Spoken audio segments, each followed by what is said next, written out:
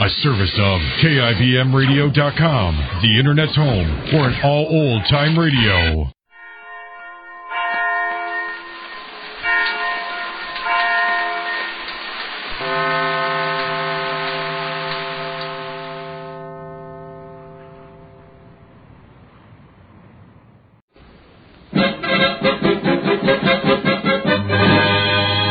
Jerry of the Circus.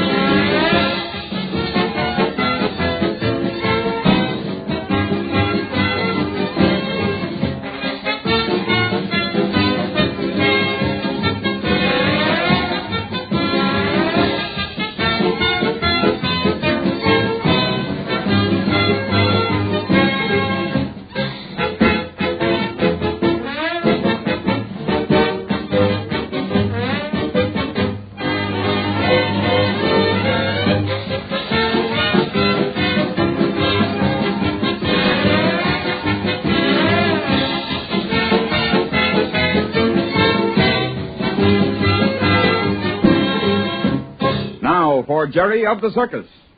Come on, Alfredo. Hurry. I am coming. It must be really important, that telegram. It is important, Carmen. You will find out. All right, so I'm ready now. What is all the excitement about? Carlos, I just received a telegram that he says will be the turning point in our lives. So? I hope it is not bad news. It is not bad. It is good, dear brother.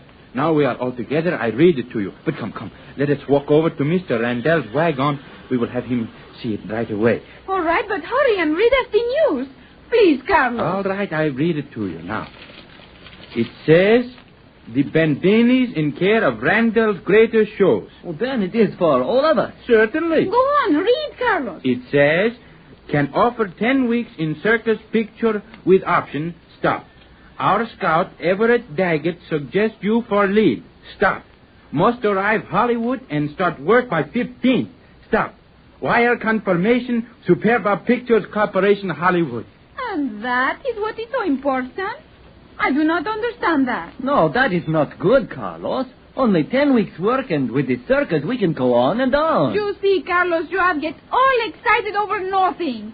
We could not get out of our contract with Mr. Randall. It would be foolish to give up such a good job just to be in a moving picture. You do not understand. This is wonderful. This is how you call a golden opportunity. If we are good, we will make more moving pictures and maybe someday become great stars. Oh, I see. You are thinking Carlos Bendini, the great lover. Now, Carmen, I think no such thing. I think all of us. I don't think we should bother Mr. Randall with such foolish. Come now, here is his wagon.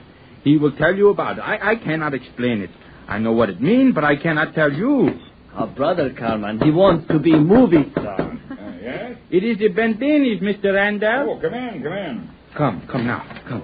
Well, hello there. Hello, Mr. Randall. How are you? Ah, what brings on this unexpected visit? We have got something important, Mr. Randall. Huh? You have got something, Carlos. Oh, it concerns all of us, Mr. Randall. Well, what is it? It is this telegram. Uh-huh. How you say, Hollywood is calling the great Bendinis. What's that? The moving pictures. They want the Bendinis. Let Mr. Randall see the telegram. Maybe he reads it and tell us what it means. Well, let me have a look at that wire, Carlos. Here you are, Mr. Randall. Yeah.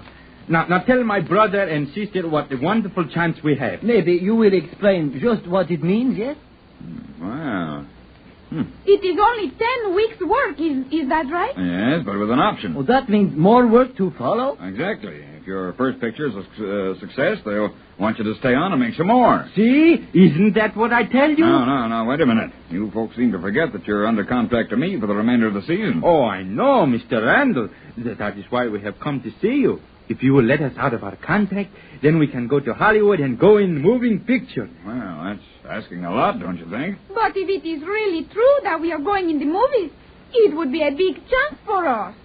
For you maybe, but what about me? I'd be without an act. I can't very well get someone to take your places in the middle of the season. No, I don't think I can let you out of your contract. You'll just have to finish the season. But, Mr. Randall, this is such a wonderful thing for the Bendini. Yeah, listen to him talk now. Now you see it is true, yes, Alfredo? I fully realize this means a lot to you and your future, and I'd like to let you go, but I just can't afford to have my circus go to pieces. Oh, please, Mr. Randall. We would love to go to Hollywood. I know that, Carmen, and I'd like to see you go, but... Oh, no, wait a minute. I've got an idea. Let me look through this file here. You have got an idea? Yeah, I remember getting a letter the other day from some other troop of wire walkers. Seems they said they were available. Let me see now. Yeah, here it is. The Lopez troop. Oh, they are wonderful, Mr. Randall. They are better even than the great Bendinis. Oh, if you can get them, it would be wonderful. Let's see. It says here that they're available to finish the season. Well, I'll tell you what I'll do. Yes? You'd like to try your luck in Hollywood, wouldn't you? Oh, certainly. Sure, Oh, it would be but wonderful. yes, Mr. Randall. Never let it be said that Sam Randall stood in the way of anyone's success. Then you will let us go? Why, sure. I'll get a wire off to the Lopez troop right away. They can join the show tomorrow. Then we can leave tonight so we will be in Hollywood on time. You can leave right after the night show. I think you'll get a westbound train out of here all right. Oh, I don't know how to thank you, Mr. Randall. It is wonderful you're going to let us go. That's all right. I'm glad to do it. You're a very good man, Mr. Randall. The Bendinis will never forget you. Come now, we must start to pack. Yes, and I'll never forget the Bendinis. I wish you all the luck in the world, and I hope you make a hit in the movies, but just in case something goes wrong, I want you to know you can always join the Randall show. Well, I'll see you later on, then. Oh, thank you again and again. Goodbye, Mr. Randall. Goodbye, folks.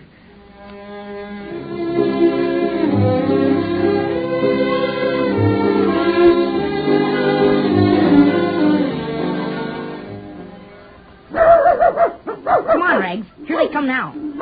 Carlos, Alfredo. Hello, Jerry. Oh, so, hey, you and Jerry have come to say goodbye, eh? I watched your act from the pad room. Good boy, Jerry. You were wonderful tonight. Aren't we always wonderful? Oh, sure, but I thought you were especially good tonight. Even Bumps said that, too. Bumps was watching our act? Bumps? Say, everybody was watching tonight. There were a lot of folks that never caught your act before and wanted to see it. So they had their last chance tonight and took it. Here, Carlos, put these things in the trunk. Hello. Oh, come on in, boss. Well, just about ready to leave, huh? We have got just a few things more to pack. Well, you're sure lucky to be able to go to Hollywood and go in the movies. A chance like this doesn't come to everybody. Yes, we know that, Bumps. And thanks to Mr. Randall, we are able to go. Well, it was nice of them to let you out of your contract. Now what, Ray? Oh, it's Carmen. Come in, Carmen. Are you boys dressed? Yes, we are almost ready to leave. Come in. Look what I have here. Wait until I turn it around. So. A great big picture of Major Mike. I'll say it's a big one. He would not let me get away without taking it with me. It is life-size, and he wants me to have it. Well, say, he's written something on the picture. What is it? It says, to Carmen, affectionately, Major Mike. Well, now, that's pretty good, huh? But we cannot take this with us. It is too big. It will be in the way always. The picture comes right along with us. When the Major heard we were leaving, he was heartbroken. Why, sure. Take it along. I have to. I promised to him I would always keep it with me. He is very nice. I would not want to hurt his feelings. Here, Alfredo, help me shut this trunk. Coming. Well, what about your trappings and wires? I have arranged to have them sent on to us. Gee, imagine going in the movies. Well, now, you be sure and let us know the name of the picture you're in. Jerry and I'll have to go see it. And we'll stay for 2 shows. Oh, it'll seem funny to sit in the theater and watch the Bendinis on the screen. You all set, folks? Oh, yes, Mr. Randall, we are just about ready to leave. We will be on our way in a few minutes. What'd you find out about a train going west? Oh, there is one in half an hour. Good. Well, but you'll have to hurry. We will go in taxi and be on time. Hello. What's this? Oh, this is a life-size picture of Major Mike. Oh, I see. He is so sorry that we are leaving. Oh, You mean he's sorry you're leaving, Carmen? Now, Jerry. Oh, he was almost crying. He told me I should have this big picture of him so I will always think of him. As though it would be easy to forget him. Yeah. That was nice of the Major. A little sentimental, but still nice. Here, Carlos. You can carry this suitcase. I will take the little one. Oh, want me to carry something? Oh, yeah, sure. We can give you a hand. Oh, thank you. We can manage all right. There. Oh, are you ready now? Yes, I think we've got everything. Well, we say goodbye to our wagon now. We feel like we are leaving home. This wagon has been our home for so long. Well, you're going on to big things, so there's no use being sad about leaving a circus dressing room wagon. That is right. Well, goodbye. It is hard to say, but we have to go now. Well, I'll walk out to the street with you while you get your cab. All right. Goodbye, Regs. Come, give me your paw. That's it, fella. Goodbye, Regs. Goodbye, Jerry and Bumps. Not goodbye. Just so long. Yeah, sure. Let's just put it that way, huh? Well, so long, all of you. And lots of luck in Hollywood. Goodbye, Jerry. So long. Goodbye, Jerry. Goodbye, Rex. Be seeing ya. Yeah. Well, Bumps, there they go. Yeah. It's a nice family, those Bendinis. Regs, come here. Now what's he running back of the wagon for? Hiya. Oh, it's you, Tom. Come on, sit down on the steps here. I've got something to tell you, Jerry. Oh, go ahead and tell it. It's all right for Bumps to hear it, isn't it? Oh, sure. It's nothing important. Well, what's on your mind, Tom? Well, I just heard Leo say that there was a man by the name of Colonel Alger is going to be with us. What? Yeah. And Leo's sure anxious to see him. Who's Colonel Alger, Bumps? Why, that's the 24-hour man, the advance man for the circus. But I thought we never get to see him. You said he was always ahead of the show. Well, that's what I can't figure out. Must be some special business he has to take up with Mr. Randall, huh? That's what Leo thought, too. Why, he's the greatest character in the circus world. Was he a soldier or something, Bumps? Oh, you mean because of the Colonel moniker? Yeah. No, he got that title bestowed on him by the governor of Kentucky years ago. And he's been colonel ever since. Oh, say, it'll sure be good to see Charlie. Now, there's a man that can tell you stories about circus life. Oh, and real ones, too. Say, he's been in the business for years. Why, he had a medicine show when he was just a youngster. You think he'll tell us some of the stories? Just as long as you'll listen, he'd rather talk than eat. You boys are sure going to like Charlie Alger, all right? He's just come from Fordham, and I'm going to ask him if he knows anything about my father. Hey, that's an idea. Sure. He might know where he is, or if he's in Fordham, or something about Yeah, him. if you see him before I do, and be sure to tell him to come around and look me up. All right, I will. Yes, sir, boys. You'll find old Colonel Charlie Alger one of the grandest men you've ever met. And you'll remember him all the rest of your life. Gee, I'm sure anxious to meet him. Me too.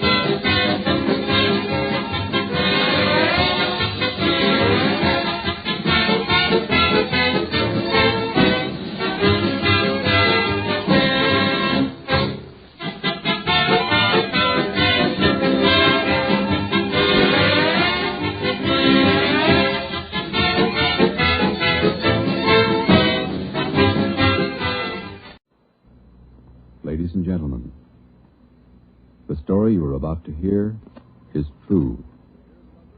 Only the names have been changed to protect the innocent. Dragnet.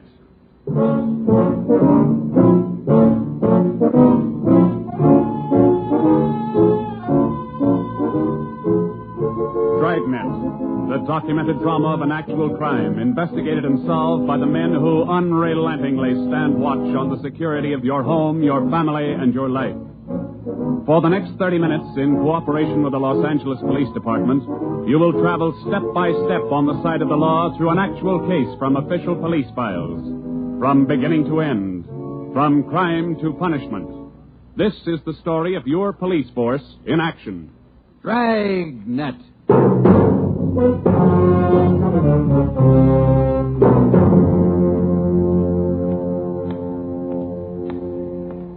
It was Tuesday, March 25th. It was cold in Los Angeles. We were working the night watch out of Homicide. Detectives in Los Angeles work in pairs. My partner's Ben Romero. He's a sergeant, so am I. My name's Friday. The boss is Ed Backstrand, chief of detectives. I was on the way back from the record bureau, and it was 13 minutes past 11 when I got to room 42. Homicide. That's a hot shot. Somebody grab it. I got it, Ed. At 1245 East Doheny Street, 2 officers shot. At 1245 East Doheny Street, 2 officers shot. What have you got, Friday? Read it. 2 officers shot. Where's Romero? Right here, Skipper. Okay, you've got one to roll on. Get going.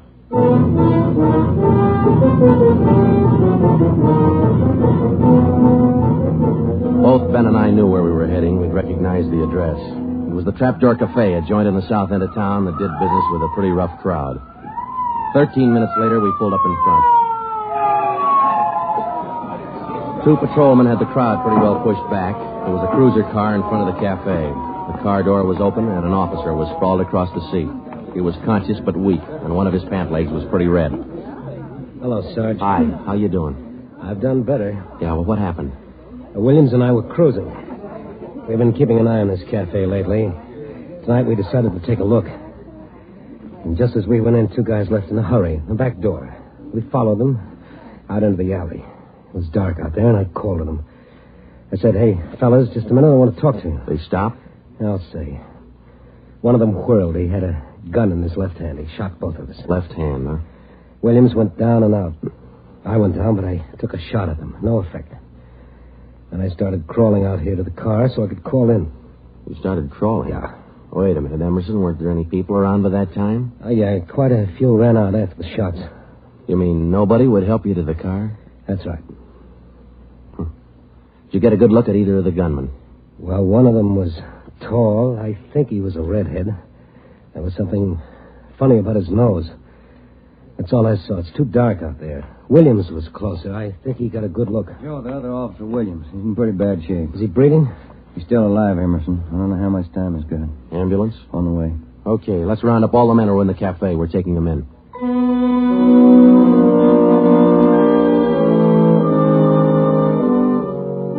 We took all the men back to the city hall. There were 23 in the Trapdoor Cafe at the time of the shooting.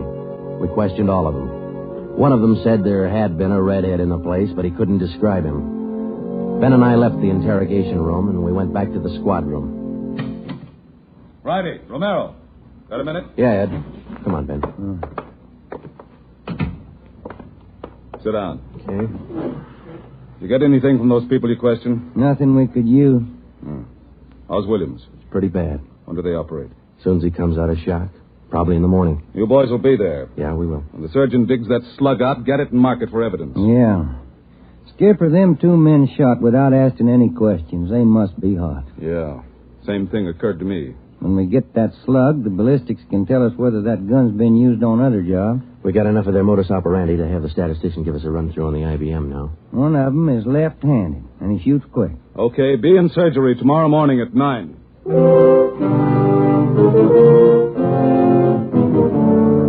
Neither Ben or I said much on the way home, but we were both thinking the same thing.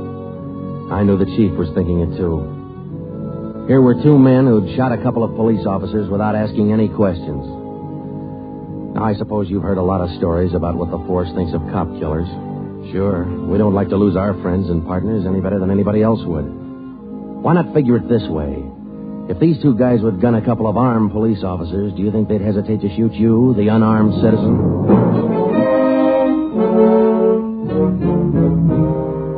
The next morning at 9 o'clock, Ben and I had scrubbed up and we were in surgery.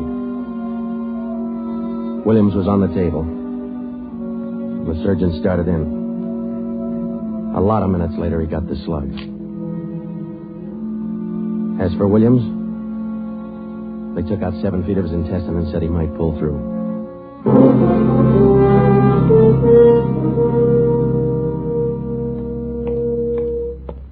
Joe, here's the report from ballistics. The slug they took out of Williams come from a .44 Smith & Wesson. The same gun was used in a liquor store killing about a month ago. You call the statistician? Yeah, She's running all the cards on previous shooting through the IBM machine. She ought to be through about now. Let's take a look. Okay, come on. Hi, Helen. Just a second. Okay.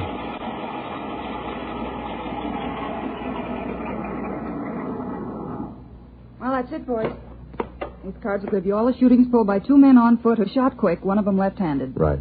They're all yours. You sure can tell a lot from just a bunch of little holes in these cards, can't you? I can't, but this IBM machine can. It never ceases to amaze me. Okay, shall we check the cards, huh? Yeah, sure.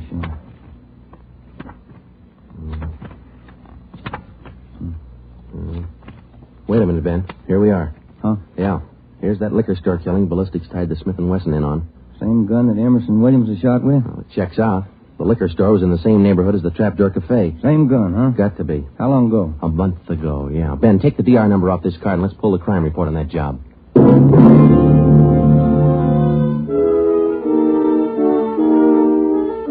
We pulled the crime report out of the files. It said that there was only one witness to that liquor store killing a month ago. That witness was a woman. Miss Forbes, I'm sorry to disturb you like this, but we'd like to ask some questions about that liquor store killing you witnessed a little over a month ago. Well, I told the police everything I knew about it then. Yeah, we know, but maybe you wouldn't mind telling us again, huh? Oh, no, I guess not. I've been trying to forget it, to tell the truth. It was pretty terrible, and I really didn't see so very much because I was awful scared. I understand. But try to describe again just what happened, will you? Well, it was about 10 o'clock at night. I was walking down the street toward home when I realized I was all out of cigarettes. Well, I was right in front of the liquor store then, so I went in. The clerk was behind the counter, and there were 2 men standing there arguing. What's the idea of changing your mind? I thought we was going to get bourbon. No, let's get the wine. I want bourbon. Costs too much. Wine's good enough. The rest of them want bourbon, too. We better talk to them. Well, okay. We'll be back when we make up our mind, mister. 2 men walked out of the store, and the clerk smiled at me and shrugged his shoulders. I bought a pack of cigarettes and turned to leave. But just then the 2 men came back in again, and each of them had a gun in his hand. This is stick up, mister. The clerk just sort of crumpled to the floor. I couldn't believe my eyes, but that's just how it happened. The men said this is a stick-up, and then they shot him right away. Get over against the wall, lady, or you'll get the same. One of them punched the no sale on the cash register. I was shaking so I almost caved in. He scooped the money out of the drawer and stuffed it into his pocket. And then the other one went over to where the liquor clerk was lying face down. He knelt down beside the clerk and he put his gun against the clerk's spine. And they both ran out of the store. It was terrible. That clerk, he was lying there helpless and wounded, and they deliberately... Yeah, Miss Forbes, I understand. Oh, Miss Forbes, you said that both of the men had guns. Yes. One of the guns was black, and the other was sort of fancy looking. What do you mean, Miss Forbes? Well, it was real shiny. Nickel-plated? I wouldn't know about that, but it was shiny. There were 2 guns, huh? Yes. Well, now about the men themselves. Well, I was so scared their faces just didn't register with me. The one who shot the clerk in the back was sort of stocky. That's about the best I can do. You mentioned in the report that one of the men was left-handed. Yes, I do remember that. Uh-huh. Look, Miss Forbes, this is very important to us. One of the men was a redhead? Redhead? Why, no, I didn't see any redhead.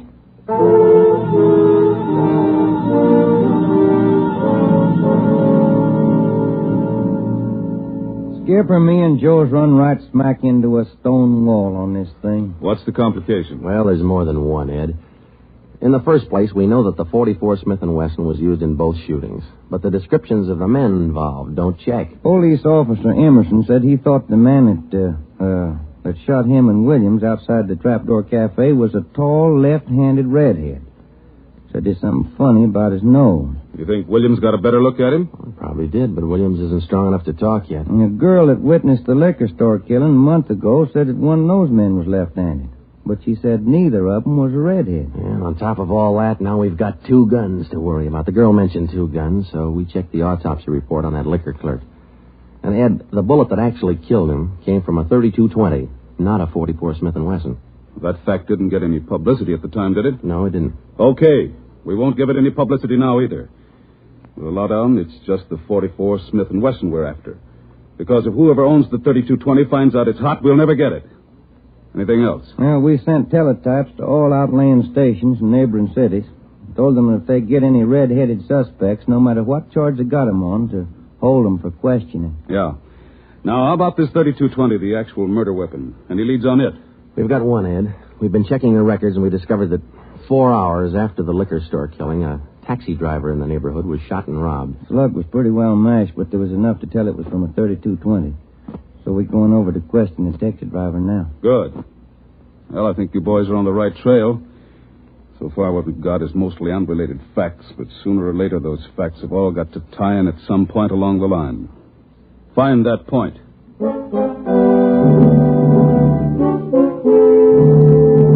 Yeah, find the point. Find the tie-in. Well, Ben and I went over to see the taxi driver, a guy who was living on borrowed time. Yeah, it was about 2 o'clock in the morning when it happened. I got a call to pick up a fare near 105th and Avalon, you know. Yeah. Mm-hmm. Well, I got there. Somebody came over, pulled open my cab door and said, "This is a stick-up. Then blow it. You let me have it." Just like that, huh? Yeah, just like that. Same deal as others, Joe. Itchy trigger finger. Yeah. Did you get any kind of a look at the fella? No, it's too dark. Uh-huh. Hey, according to the report, you got shot in the chest. Yeah, that's right. Oh, you're maybe wondering how come I'm still alive, huh? I'll tell you, pal, it's like something you'd see in a bad movie, you know? I'm carrying a few silver dollars with me, 9 of them to be exact. So I decided to stick them in my breast pocket. Well, mister, that just saved my life. The slug hit them silver dollars. It's one for the book, huh? Yeah, you said it. Well, thanks very much. Say, incidentally, we had a little trouble finding you today. You weren't at the stand you operated out of last month. Oh, look, I'm not only not at my usual stand, I'm not driving hack no more. Oh? Look, after what happened, are you kidding? No, I don't want to push my luck any further than it's been pushed. Yeah, I figure I had it, you know?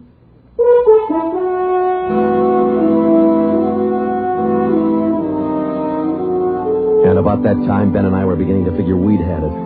We were getting nowhere fast. We had a few informants nosing around, but so far they hadn't come up with any leads.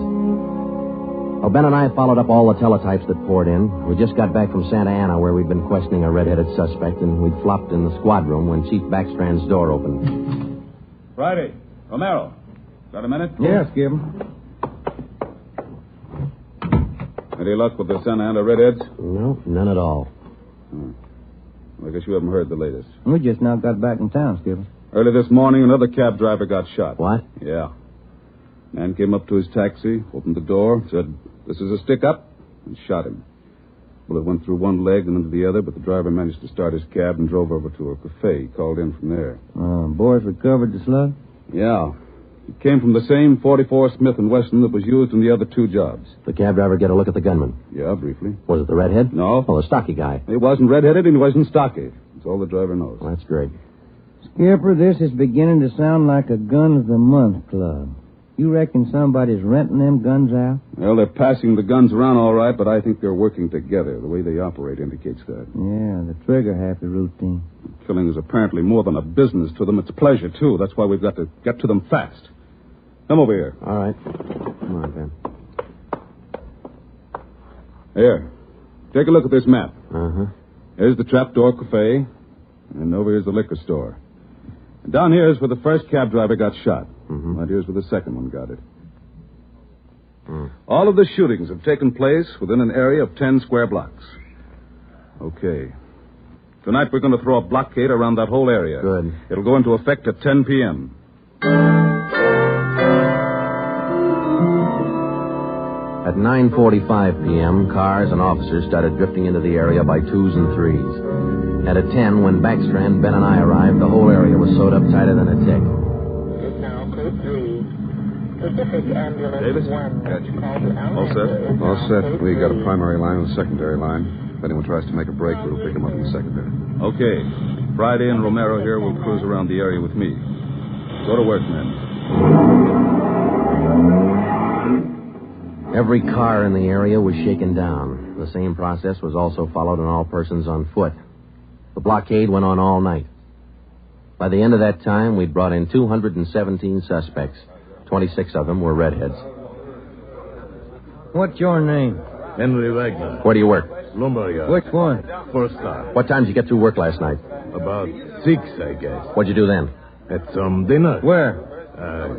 Harry's Grill. Then what? Shot a little pool. Look, I tell you, I ain't done nothing. Now, let's go back to the day before yesterday. Did you work at... And that's the way it went all day long. We shot question after question at them, working them gradually back to the days on which the shootings had taken place. When it was all over, we got 6 men wanted in other cities on various charges. We got quite an assortment of guns and knives. But as far as the shootings were concerned, we got nothing. Well, I guess that's the last of them. Oh, I was running out of questions there at the end. You two boys better go on home and get some sleep. Well, I was kind of figuring on checking back over the reports to see if we might have overlooked something. I said go on home. You two boys have been at it for 32 hours straight. Look at you. You're both so groggy you can hardly stand up. You need sleep. It's 4 p.m. now. Don't come back until 10 p.m.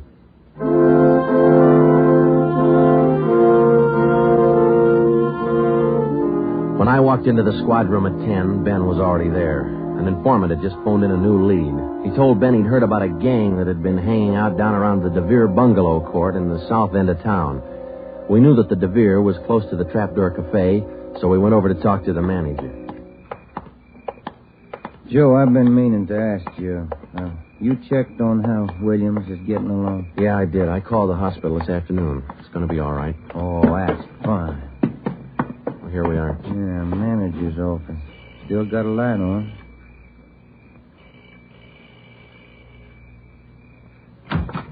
Yeah? I'm Sergeant Friday, police. This is Sergeant Romero. Yeah? We'd like a little information. Why, sure. Come in. Thank you. What can I do for you?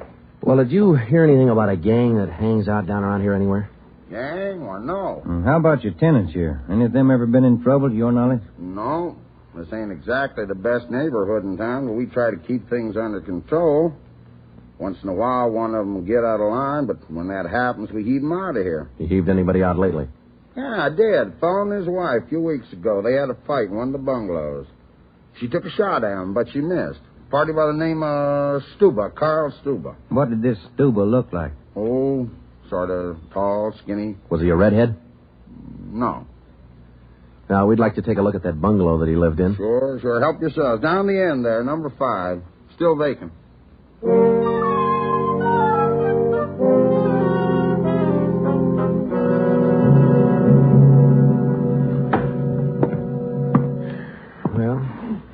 Does it. Stuba didn't leave a thing behind. Matter of fact, we don't have anything to prove that this Stuba's tied in at all. We're only working on a hunch. Hey, Joe, look. Where? Up on the wall there, just by the window. Oh, yeah. Yeah, that plaster there, it's newer than the rest. You got a knife? I sure have, boy, and I'm carving. That manager'd be awful unhappy with me if he was here. Yeah, he would. Yeah, but... Hey, Joe, here it is. A slug. They plastered right over. Okay, dig it out, and let's hope it matches. It matched. The slug from the wall came from the same .44 Smith & Wesson that had been used in the other shootings. So now we had a name to work on, Carl Stuba. But he'd done a good job of dropping out of sight. Well, the next day, Ben thought he had another lead. I've just been talking to another informant, Joe. He says he heard that there's a fellow down in that neighborhood been trying to sell a gun lately. What kind of a gun? Nickel-plated with steer horn handles. Nickel-plated? Well, maybe that's our .44 Smith & Wesson. Maybe. Did the informant know who this man was? Said the feller's name was Alonzo. Yeah. Alonzo who? Just Alonzo. That's all he knew.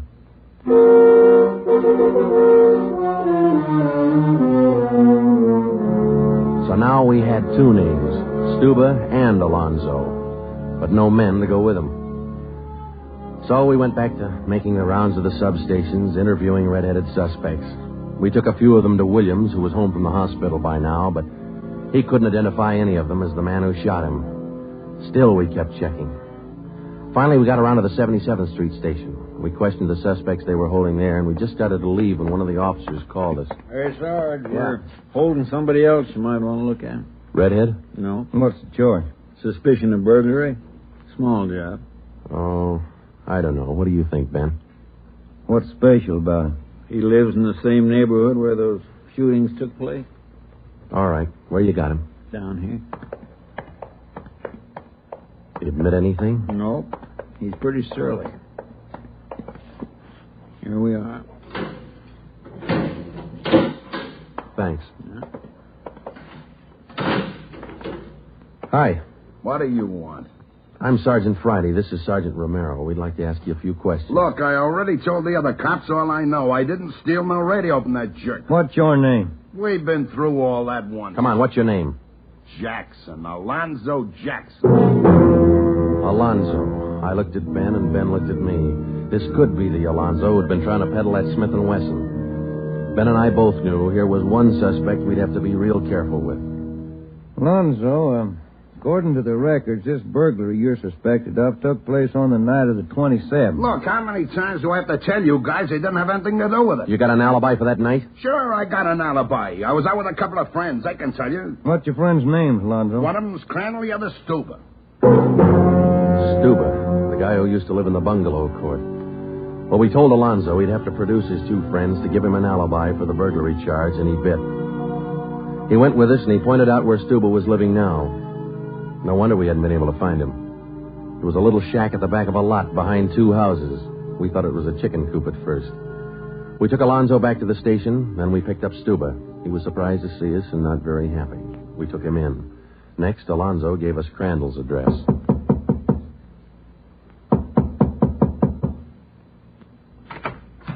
Yeah? Mr. Crandall in? No. Will he be back soon? I don't know. Who are you? Sergeant Friday, Sergeant Romero, police. What do you want with him? Oh, nothing important, lady. We just wanted him as a witness. Oh. Well, I don't know just when he'll be back. Probably an hour or two. Okay, thank you.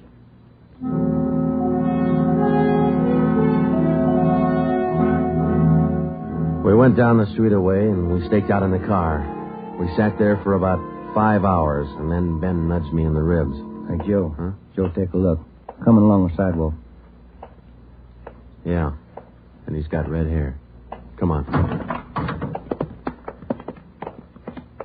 Crandall. Huh? Your name Crandall? Who are you? Friday Romero, police. Police? What do you want with me? I haven't done nothing. Well, then you got nothing in the world to worry about. Come on.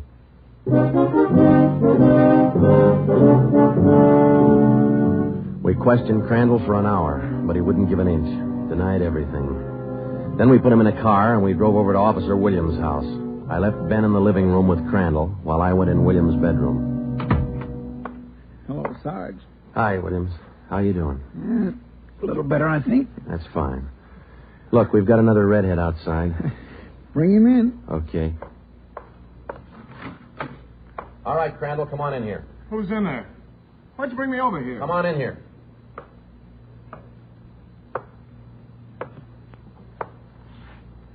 How about it, Williams? That's the guy. No, That's the guy that shot me. Well, Crandall? No. Yeah. It was an accident. I didn't mean to shoot him. It was an accident.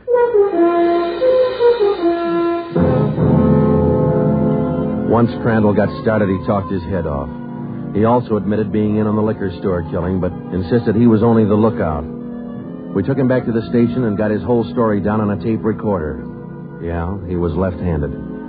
Then we went back to Alonzo, who didn't know we had Crandall's confession. We met the chief in the hall outside the room where they were holding Alonzo. You about ready to tie the knot? Oh, hope so, Chief. But Alonzo hasn't given any yet, and we still haven't found those guns. We've got one of them. Which one? The Smith & Wesson. Stuba popped about that one 10 minutes ago. Said he left it with his girl. A couple of the boys are on their way over to get it now. That's good, Ed. That leaves just the 32-20. You haven't mentioned the 32-20 to Alonzo, have you? No. He still thinks we're after that Smith & Wesson, and that's the way we're going to play it right now. Go ahead. Look, how much longer are you guys going to hold me here? Didn't you check with those friends of mine? Alonzo, we got a tip that you've been trying to sell a gun lately. A gun? Yeah, 44 Smith & Wesson. Oh. No, it's not true. That Smith & Wesson's been used in a couple of robbery jobs this month, and we think it's your gun. That's a lie. Any proof of that? Why, yeah. Sure, I got proof of that. I used to have a gun, but it wasn't a Smith & Wesson. Look, if I tell you where it is, that ought to convince you, shouldn't it? It'll help things. Okay. I sold it to a neighbor of mine. He gave me $7. I'll give you his address. You sure it's not a Smith & Wesson? Sure, I'm sure. It's a 32-20. Yeah, it worked. We went to the neighbor's address, and he admitted having bought the 32-20, but said he'd lent it to a friend who'd never returned it. The friend had hocked the gun to a barber. The barber gave him $15 and a haircut for it. We finally got it from the barber, and we came back to the station. I'm all set, Joe. I'll be in the next room. Just give me the nod. Okay. Hello, Alonzo. Hey, you got the gun. Yeah, we got the gun. Well, now maybe you'll believe I'm on the level. Okay if I go now? I guess we won't be able to hold you here much longer. You can say that again, brother. You could have saved a lot of time if you'd have listened to what I've been trying to tell you all along. I guess you're right, Alonzo. Sure, I'm right. You know, you guys would be a lot better off if you believed guys like me the first time we tell you something. But on the liquor Instead store of job, running... I was only a lookout. I was outside. It was the other two who pulled that one. Stuba and Alonzo. Alonzo killed the clerk. Hold it, Alonzo. All right, Alonzo, that's enough. Now, come on, how about it? What's the use? All right. That's like you said. Okay, Ben, bring the recorder in here. Alonzo's ready to make a record now.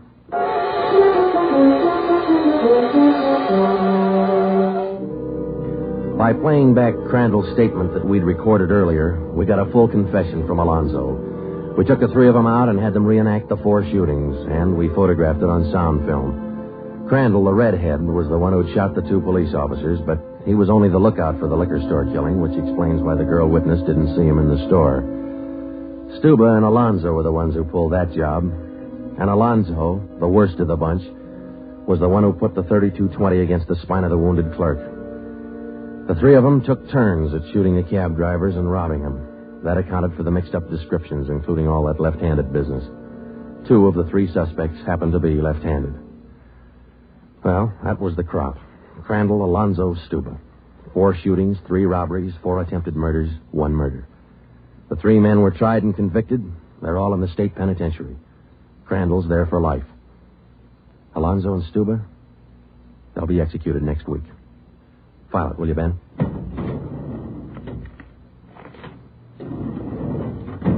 Case closed.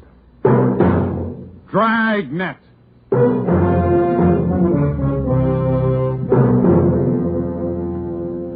The story you have just heard was true. Only the names were changed to protect the innocent.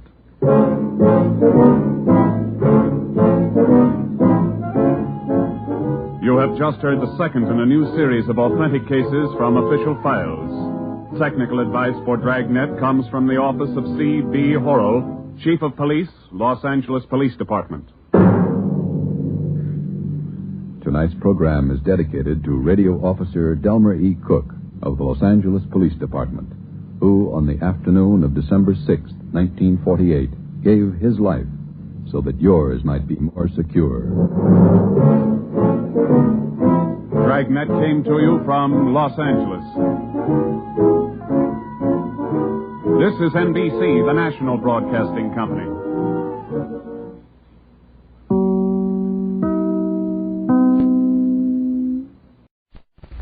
This one's about Pete Kelly.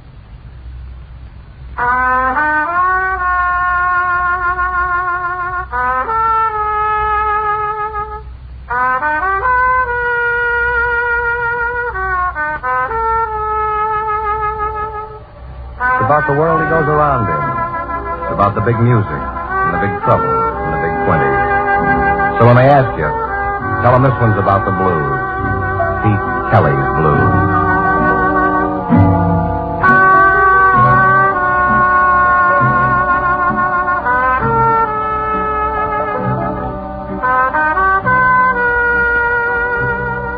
Pete Kelly's Blues, starring Jack Webb, with story by Joe Eisinger and music by Dick Kessner.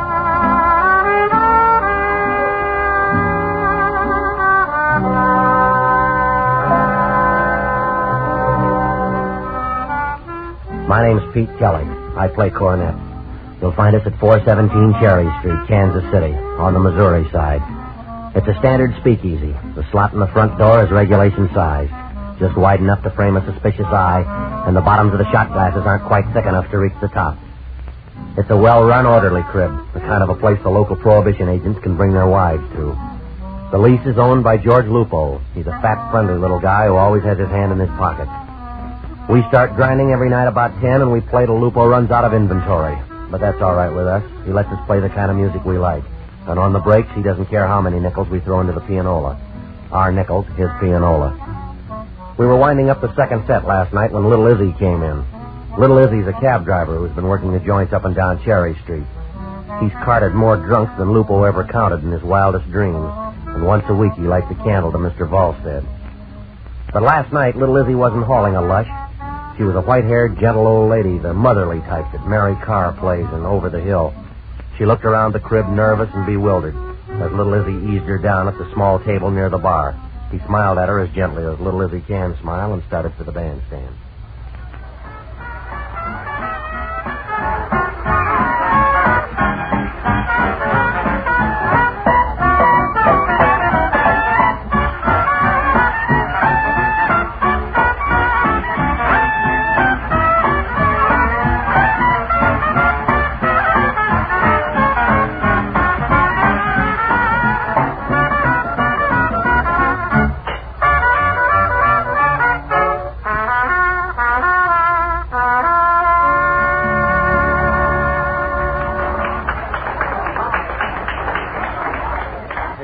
Hi, Izzy. How's the taxi business? Yesterday I picked her up. I've been hauling her ever since, from barrel house to barrel house, from crib to crib.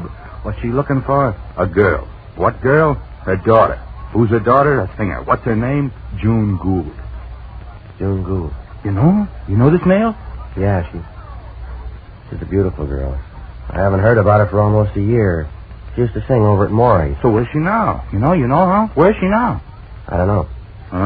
6-2-0. Every crib we hit, yeah, sure, I remember June Gould, but where's she now? 6-2-0. Well, look, maybe I can... Look, Izzy, tell the old woman to wait. Maybe I can send up a flare. Oh, thanks, Petey boy, I got it. So good. All right. Pete? Let's go. Yeah, Red. That June Gould? Beautiful gal? Yeah. Ever hear Nails Norton? Yeah. Used to torch for her with a 1,000-watt torch. So? So she wouldn't give me coffee that spilled in a saucer. So? I wouldn't go asking around about her. So let's do the number, huh? For sure. All right. Whispering, good and bright. Here we go. Everybody ready? All right.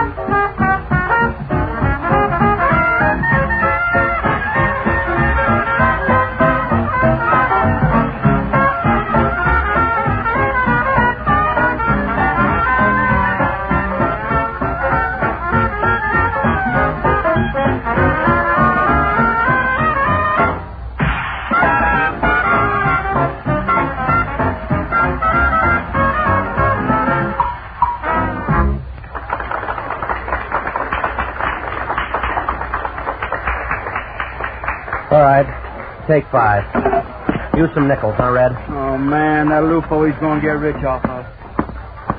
Petey, this is Miss Gould. How do you do, Miss Gould? Miss Gould, this is Pete Kelly. Mr. Kelly. Mr. Kelly here said he'll take care of everything for you, Mrs. Gould. Well, I didn't exactly say Your that. worries are over now, Mrs. Gould, so I'll leave you with Mr. Kelly and good luck. No, Izzy, wait a minute. Wait. Mr. Kelly, I don't know how to thank you. You've given me new hope. I was ready to... Sure, all right. Now, come on. It's going to be all right, Miss Gould. Don't cry. Well, I'm sorry. But it's so hard to... Well, come on now. Let's unglue it. Tell me about it, huh? Well, my little girl, June, she was always a very beautiful child. We lived alone in Cleveland. Her father died when she was a baby. She always had a lovely voice. She came here to Kansas City to get a start as a singer. When was this? 2 years ago. Last I heard, she was working in a place called Maury's. Uh-huh. She would write to me every week. Always send me a check for support. Oh, she's a good girl, Mr. Kelly. And I'm so worried. How long haven't you heard from her? Oh, it's been more than 6-7 months now. No letters at all. But each week a money order. But no letter. Each week you get a money order? From her? Well, I don't know. There's no letter, no name. Just a money order to support me. And I finally saved enough to come here to look for her. Yeah, I see. Oh, I've tried everything, Mr. Kelly. Yeah. All right, you wait here, Mrs. Gould. I'll buzz around. Maybe I can come back with some answers for you.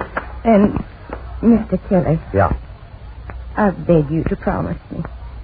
No matter what the answers are, you tell me the truth. Yeah, sure.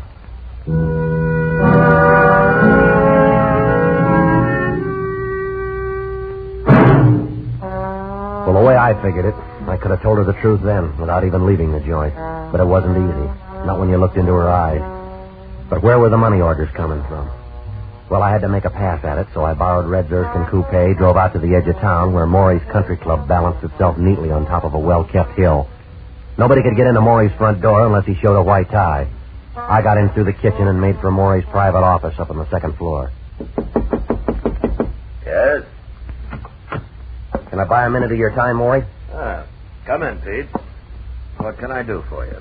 You remember a singer who worked for you, June Gould? Yes. A cigar? No, no thanks. June Gould. I remember June Gould. Why? You got an idea where she is now? Why? Well, I'm trying to get a line on her. Why? For her mother. She's in town looking for her. I heard. She see you? She tried. You wouldn't see her? No. Why not? I had no information for her. You got some information for me? No, no information. But if you ask me, do I have advice, maybe that I got. Like what? Like stay away from this old lady, Kelly, or maybe you'll never live to be as old as she is. Yeah, I see. Thanks. Maury? Yeah? Is Nails Norton still in town? You know something, Kelly? Yeah. I can't figure how you live to be as old as you.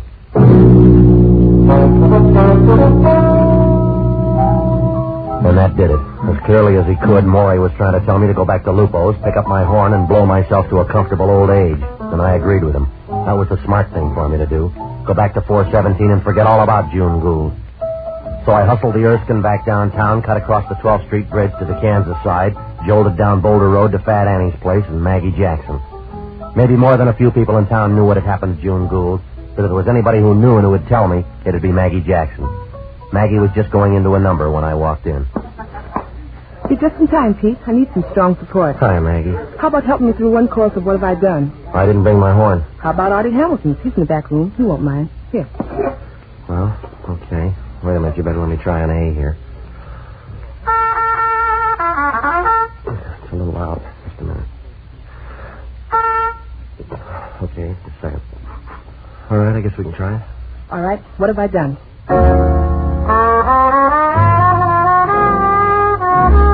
I was blue, but now I'm bluer. Wish I knew wherever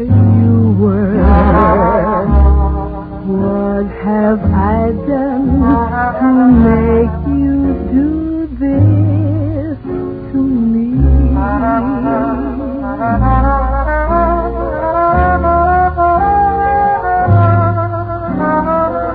Can't we do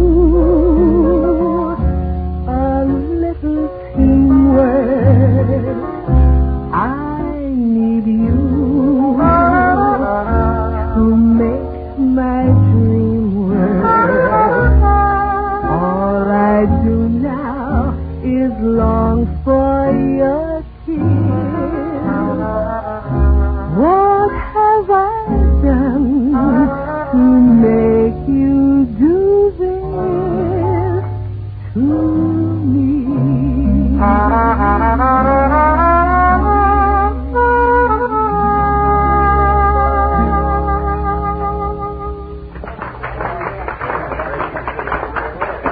Nice, Petey. Thanks a lot. Sure, Maggie. Here's Artie's horn. Look, Maggie, I need some information. Maybe you got an open line. What's bothering you, Petey? Maggie, you ever hear of a gal named June Gould?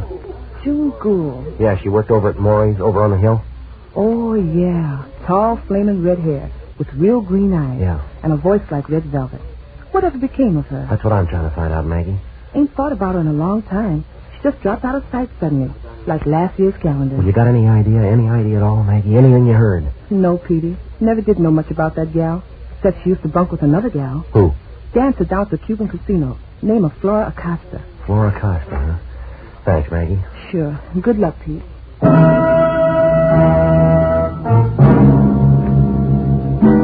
Well, the Cuban casino is a minor league trap over in Spanish Town. They deal strictly for the natives who are homesick for their own rhythm.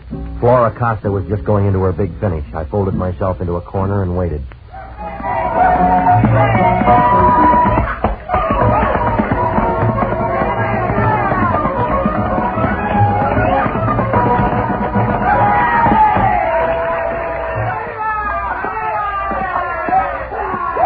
Miss Acosta?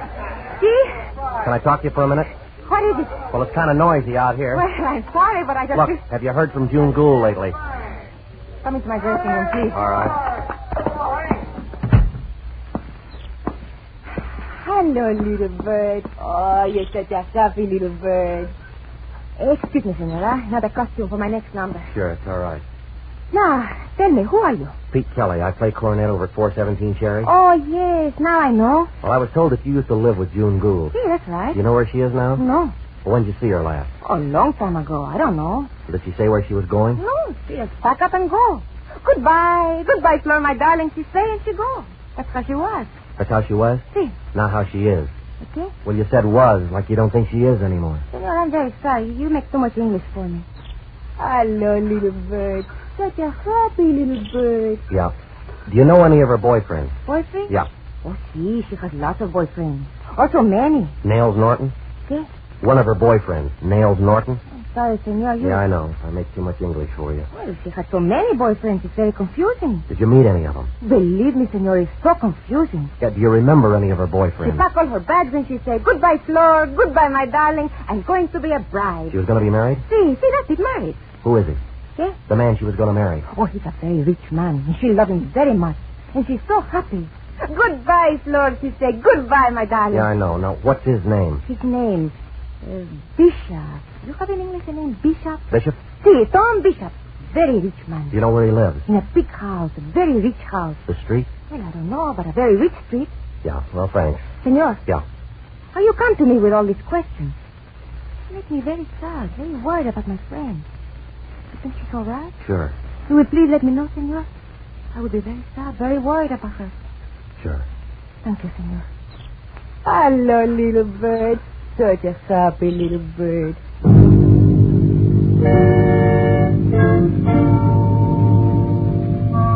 Well, I left the happy little bird and found me a city directory. Thomas Bishop, Vice President, Grundy Savings Bank and Loan. Residence, 440 North Camberwell. Well, the house was set well back from the street, surrounded by an ornate iron fence and $1 million worth of shrubbery. I made the long trip to the front door on foot, punched the door buzzer. Yeah? Mr. Bishop? Yeah. My name's Pete Kelly. Is Mrs. Bishop at home? What do you want with her? Her mother's in town. Her mother? Yeah, she'd like to see her. Are you sure you have the right bishop? You're Thomas Bishop, aren't you? Yes, but my wife's mother is dead. You sure? Of course I'm sure. I buried her. You buried her? 10 years ago. I'm sorry, young man. You must have the wrong bishop. No, I got the right bishop, but the wrong wife. What'd you do with June Gould? Be quiet. Afraid your wife will hear? What do you want? I want to know what happened to June Gould. Please, Mr. Kelly, not here. Police headquarters suit you better? I beg you, come away from the house. All right. Now, come on, tell me about it. Mr. Kelly, I assure you... I don't want assurances. I want information. Where's June Gould? I don't know. You were going to marry her? It was a misunderstanding. You mean you already had a misunderstanding, wife, huh? June knew I was married, but we loved each other. We were going to run away. And what happened? I don't know. Now, come on, you're going to have to do better than that.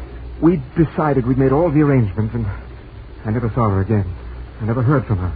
I searched everywhere, tried everything, but without success.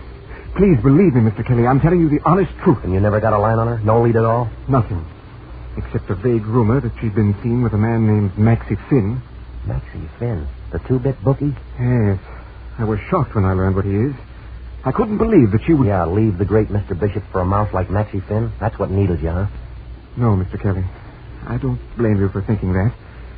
But the truth is, I loved her. She was the most beautiful woman I'd ever seen. And for the first time in my life, You see, I married when I was very young, calculatingly, to put myself ahead in the world. Well, my marriage gave me what I thought it would, great financial success. But I didn't realize I was only living half a life until I met June. Yeah. Did you talk to Finn? No, not directly. But I did have communication with him. Cautious type, huh? Yes. But for June Gould to spend the rest of whatever life I have left with her, I was ready to throw away all caution. You asked Finn about her? Yes. What word did he send back? Only 2. Dropped dead. Yeah. All right. I'm going to buy your story, but if it doesn't hang together, I'll be back for another one. Well, I knew where to find Maxie Finn, at the dice table in back of Sartori's garage. I pointed the Erskine for downtown KC. Maybe Bishop's story would hang together, and maybe it wouldn't. Traffic in back of Sartori's garage was heavier than out front. The crap table was getting a big play. I spotted Maxie Finn's pasty face hanging over the $1 line. And the number is 5. Make the point or break the joint. And the man throws. Days in the week, pass the dice to make some ice. All right, get aboard, boys. Get aboard. Get aboard. I got to talk to you. I'm on the roll. And the dice read. Days in the week, 7 the man's down. Pass the dice to make some ice. Everybody wins. Everybody plays.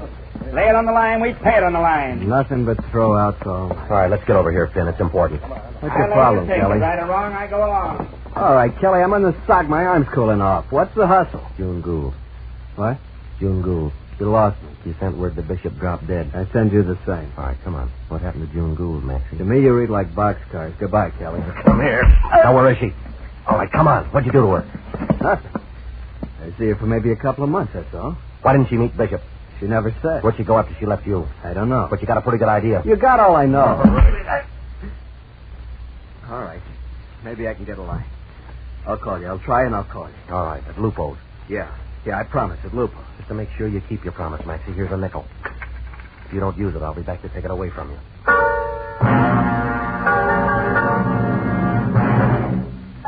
Well, I had to leave it that way. I knew that by pushing Maxie Finn around, I'd started something in motion. There'd have to be a reaction. Back at 417, I found Mrs. Gould right where I'd left her. She looked up at me anxiously as I went over to her table. Any news, Mr. Kelly? I'm waiting for word now, Mrs. Gould. Do you think that... Mrs. Gould, I don't think. This is the time for waiting. It's the toughest time of all. Where are you stopping? The Jefferson Hotel. All right, now look, you go back there. Oh, no, don't argue. No, you're sitting in this trap the rest of the night. Get yourself some rest. I'll call you as soon as I get word. All right, Mr. Kelly. I'll do as you say. Somehow I feel you're the only one who could help me. All right, Miss Gould. Bye.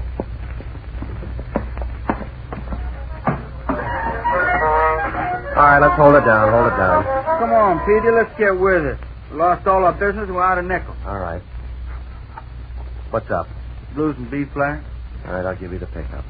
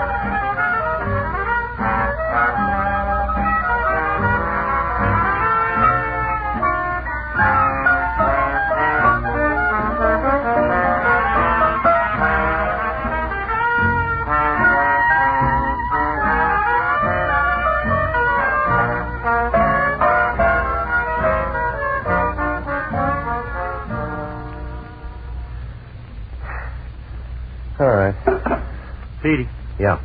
Nails Norton. Heading this way. Yeah. Kelly. Yeah. Come down off of there. What for? This.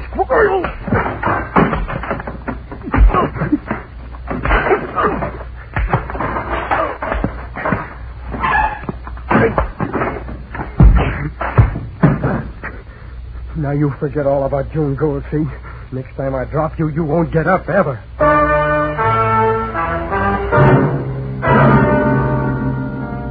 Well, I pulled myself together from all corners of the joint, raced for the Erskine, walloped it downtown to Sartori's garage. I felt no pain, nothing but a wild, flaming anger. I had all my connections, from Maggie to Flora, to Bishop, to Finn, to Nails. Finn to Nails Norton. Finn kept his promise all right. He'd used the nickel, but not to call me. The crap game was still hot, but Maxie Finn had lammed. I tore around town and finally caught up with Finn in the back room at Joe Donegan's. He saw me coming, turned a dirty gray, and tried to duck out the back. He never made it. The first word I threw at him was a right from the floor. All right, Maxie. Please, Kelly. Stop it, Kelly, stop it. All right. You called Nails Norton. I had to. You told him I'm looking for June Gould. Now, give me the truth. 725 Baltimore. Louder. June. 725 Baltimore. The truth, Kelly, the truth. 725, room 6. All right, Maxie. If you ain't leveling this time, I'll break you in two.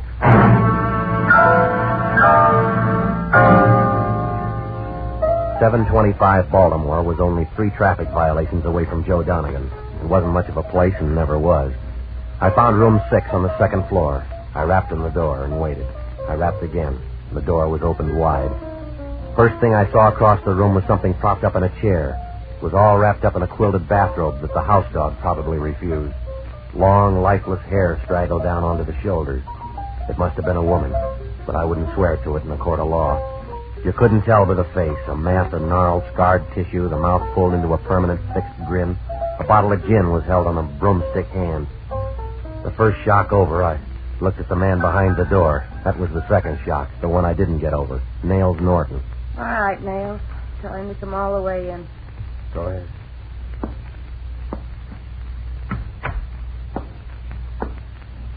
You got a strong stomach, Kelly? Because if you ain't, you better look the other way. Nails here. He's got a good, strong stomach, ain't you, Nails? Yes, June. Yeah, I'm June. June Gould, the beauty. Yeah. Well, you finally found me, Kelly. So take a good look. Something to remember on those long nights when you can't sleep.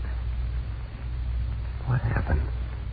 He wants to know what happened there. Isn't good for you, dear. Let me take you out. I'll tell him. Acid. That's what happened. Who? Tom Bishop's wife. But he doesn't know. Nobody knows. Except his wife, Maxie Finn and Nails. Now you. Yeah. She knew about me and Tom.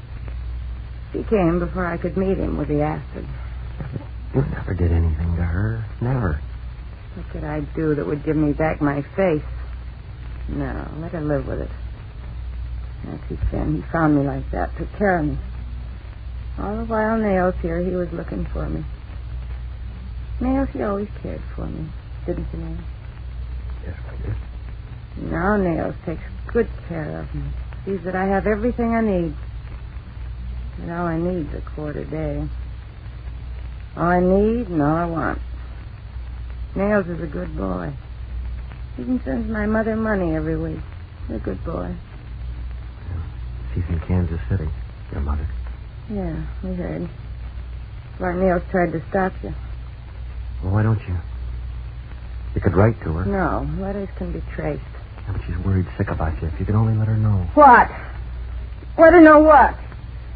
You think I want to let her see me like this? You think Yeah. Go ahead, Kelly. You found me. Tell her. Bring her to see me.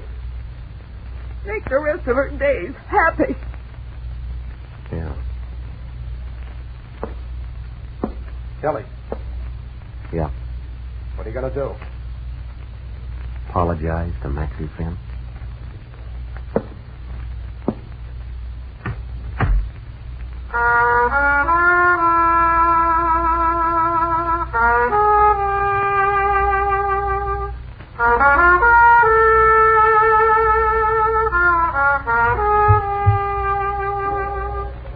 Pete Kelly's Blues, starring Jack Webb, with story by Joe Eisinger and music by Dick Cathcart. Scoring by Matty Matlock.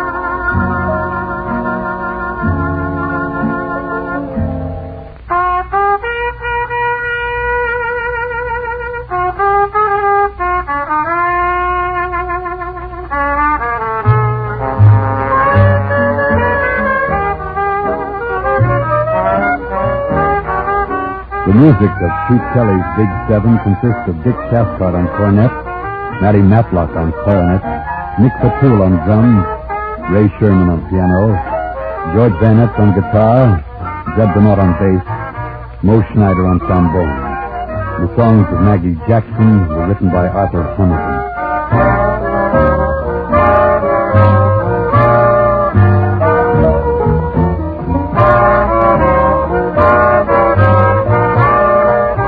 Pete Kelly's Blues is a presentation of the United States Armed Forces Radio Service.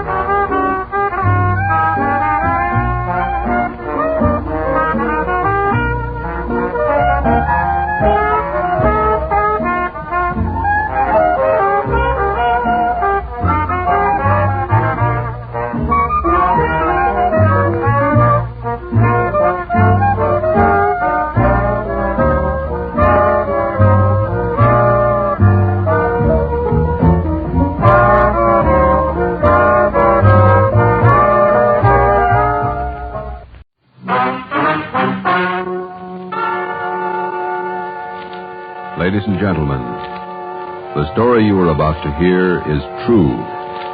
Only the names have been changed to protect the innocent.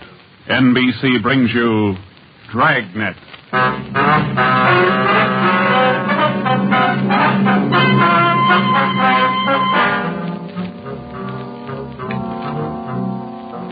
You're a detective sergeant.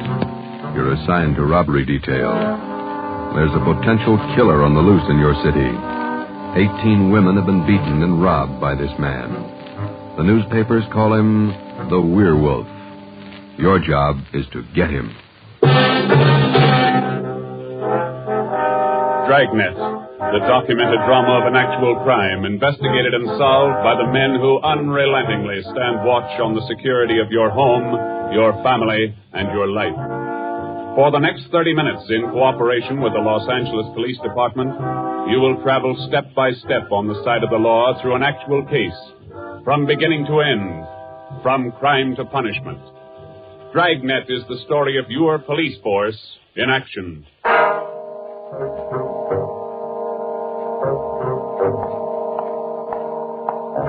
was Thursday morning, February 2nd. It was raining in Los Angeles. We were working the early morning watch out of robbery detail. Detectives in Los Angeles work in pairs.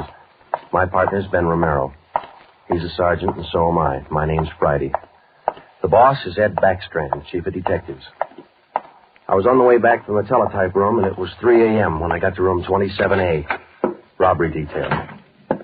Hi, Ben. What's up? Keep your coat on, Joe. Just had a hotshot call. Coming, Skipper? Right behind you. Let's go, Freddie. Well, what was it, Ed? Another woman robbed, almost beaten to death. Well, how many does that make? About 18 in 6 weeks. Is that right, Skipper? Yeah, 18 too many. Come on down these stairs to the garage. Yeah.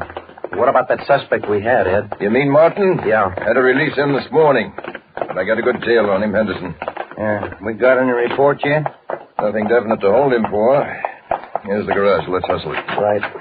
Then if this isn't Martin's job, Skipper, and he's not the right man... Then we start all over again, and we work night and day till we find the right man. Here's the car. Let's go. Ben, you drive. Yeah, all right. How do the victims describe this guy, Ed? Pretty sketchy. Supposed to be tall, dark, long black hair. Last woman said he had a face like an animal, something like a dog. A wolf. A wolf? Yeah. She said something like a werewolf.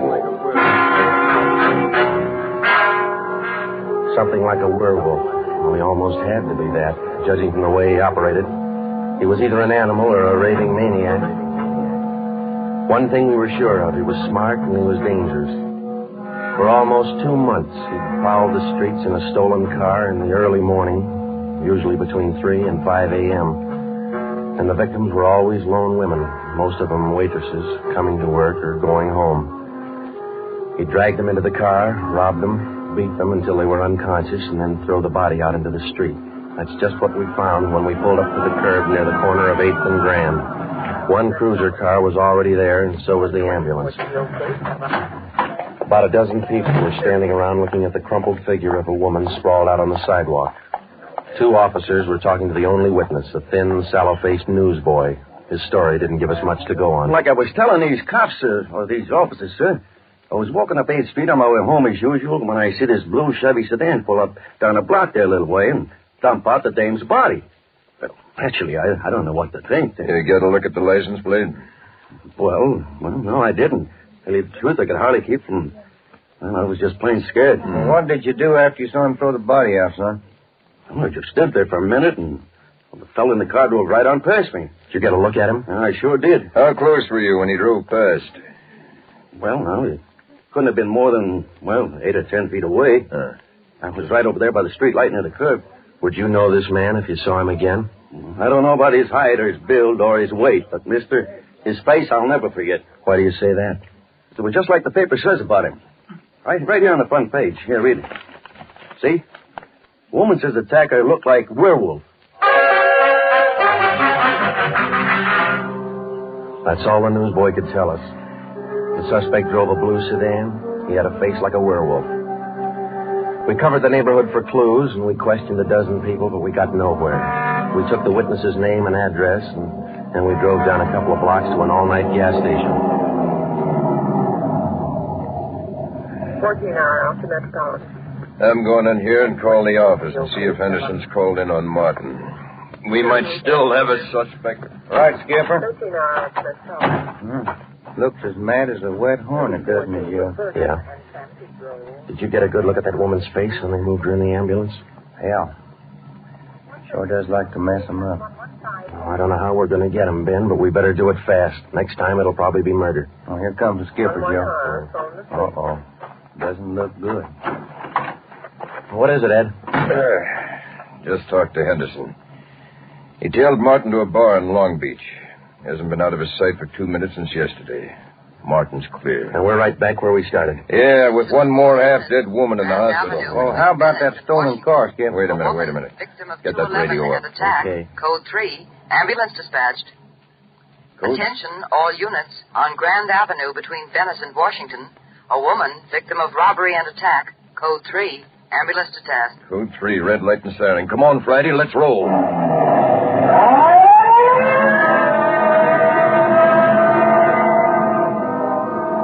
We couldn't be sure, but it sounded like another one.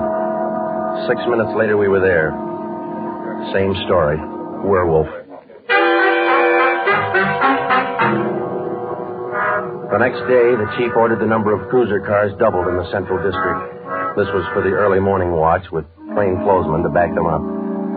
Then the newspapers played it big, and in 2 days, the story was on the front page of every paper in town. Maybe that should have made the werewolf lay low, but it didn't. Because at 4 o'clock that morning, while Ben and I were patrolling with the other cars, he got his 20th victim.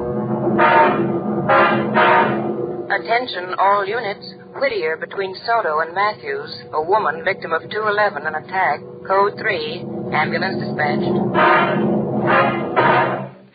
Here's a report on that blue sedan you used the other night, Joe. Found it out on Anaheim Telegraph Road. Any luck with it? Not one fingerprint we can use. Anything else? Nothing. Well, how about the auto theft detail? Same old story, Joe. He steals a car, uses it once, and then drops it. Never leaves a thing behind. Well, that's great. We're sure moving fast. How about that big guy you picked out of the lineup this morning? Oh, I checked his alibi. It's perfect. Now we haven't got even half a clue. Yeah. Well, come on. Let's check with Ed. He's instructing the policewomen on a plan for tonight. All right. Now you've heard the report. You understand how the suspect operates and what you're to do. I think so. Remember, all of you forget you were ever policewomen. Change the way you walk, the way you carry yourselves. That's the part you're playing, all right? Okay. And be careful and don't take any chances. All right, Freddy. Okay, Ed. Now, just to make sure you look the part, we're spotting each one of you at different restaurants and coffee shops throughout the Central District. And from 7 o'clock tonight until daylight tomorrow, each one of you is going to be a waitress. You got that? Yeah. Okay, Ben, you want to give them their assignments? Okay, Joe. Well, here's the way it lines up. Marge Kissel at the Top Hat Cafe. That's on 9th Street between Alpharetta and Westlake. Okay. And Katie Welch, Joe's Coffee House, Brooklyn, Soto. Right. Pat Fielden at the All-Night Steakhouse on Figueroa Street between Florence. No, the trick of using decoys to lure criminals into a trap wasn't exactly new, but, well, it was just one of the old tricks that we figured might land the werewolf behind bars. At 7 that night, Ben and I made the rounds and found each of the policewomen on her job as a waitress. Well, the overall plan was simple. The girls were to leave the different restaurants between 3 and 5 a.m. that morning and pretend they were walking home. We mapped different courses for each one of them to throw out as much bait as possible and yet not to make it look suspicious. Each policewoman, from the time she left the restaurant and stepped out into the deserted streets, would be pretty much on her own. We had officers planted all along the way at designated intervals, but a big element of chance and danger was still there. All we could do was cross our fingers and hope. How much more time, Joe? Let me see. She's doing 2 minutes. Yeah. Waiting gets on your nerves. Then it won't be long. This corner doorway's a pretty good lookout spot. Yeah. Wait a minute. Listen. Who is it, Joe? Can you see? Get back. What is it? Wait a minute. It's Marge Kissel. There's a man following her, a big guy. If it's the werewolf, where's his car? I don't know. Maybe he changed his plans. Get back. Here they come.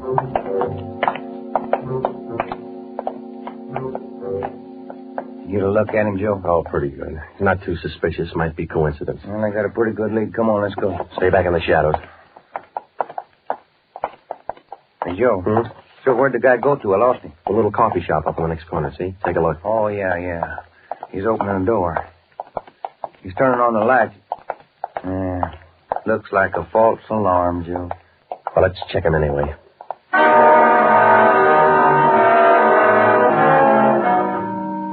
Well, I didn't think we'd be that lucky on the first try, and we weren't. We asked the man a few questions, and it didn't take him long to show us he wasn't our man. He owned the coffee shop.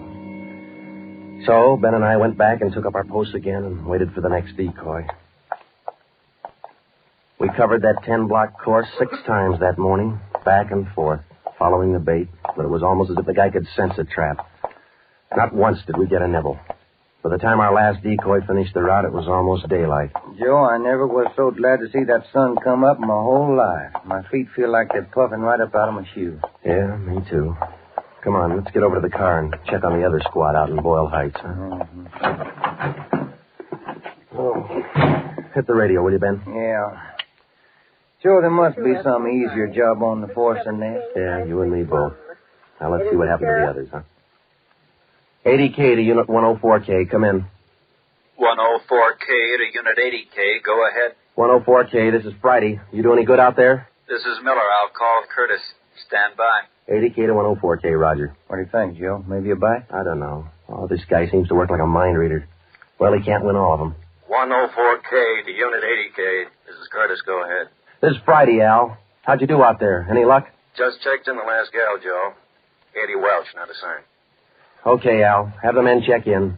80K clear. KGPL. Okay, let's go, Ben. When we finally got back to the office that morning, both Ben and I were ready for some sleep, but it didn't look like we were going to get it. We just about finished going through the overnight reports for some kind of a lead when the phone rang. Robbery Friday. Hi, Joe. This is Wilkerson, auto theft. Hi, Wilkie. You got something for us? Not much, Joe, but it might work into something. Just got a report in on a pair of stolen license plates. Oh? Yeah. I'm not much of a hawkshaw, but I figure there's just a chance it might be your werewolf boy. How come? I don't know. Maybe just a hunch. After 13 years in this business, you get to know thieves pretty well. Sometimes you got to even think like them. Okay, Wilkie, thanks. We'll check by in a couple of minutes. Right, Joe. What do you have to say? Pair of license plates stolen last night. Wilkie's got a hunch it could have been our man. Well, might be an angle, Joe. If that werewolf guy'd hang on to one car long enough, we'd have a chance at it. He's too smart for that. I don't know, Joe. Sooner or later, he's going to make a mistake. Yeah. Come on, let's check with Wilkie. Well, we checked with Wilkerson. We got the best piece of news we'd had in days. On the average, 95% of stolen cars are recovered or located within 24 hours. In the remaining 5%, Wilkerson, by a simple process of elimination, narrowed down the number of cars the suspect might be driving. Wilkie figured 6 cars. There they are. Now, I bet you if you picked up your man tonight, he'd be in one of these cars. Let me see, huh? 2-door black sedan, yellow convertible, another sedan, green, blue coupe, black coupe, and a gray convertible. Well, that's good work, Wilkie. At least we got something to look for now. Yeah, you're right, Joe. Wilkie, you got the numbers of those stolen plates you're talking about? Yeah, right here, Ben. They're already on the hot sheet. Good. Keep us posted, huh? Yeah, as usual, Ben. See you later, Wilkie. That's a good break, Ben. Something to keep us busy tonight. Tonight? What do you mean? We're setting another trap. Same thing as last night. Same police women, same everything. Yeah, only this time let's hope he steps into it. You know, Joe, this werewolf character's getting me mad.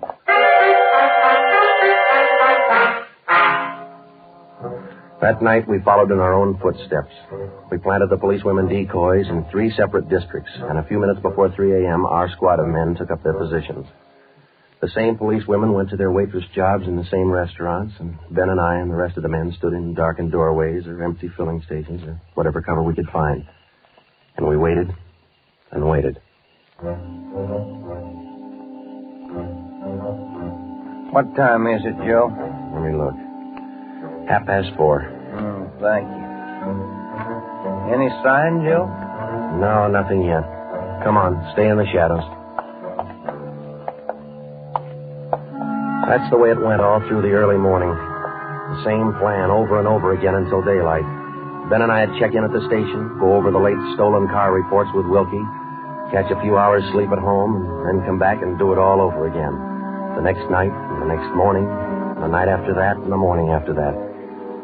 5 days later, Ben and I were ready to call it quits. I'll admit it, Joe, I can't figure. The guy's either psychic or else he can smell a cop a mile away.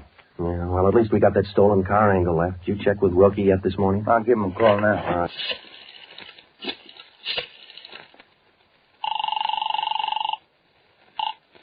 Auto theft, Wilkerson. This is Ben, Wilkie. You got anything for us this morning? Yeah, just going to call you.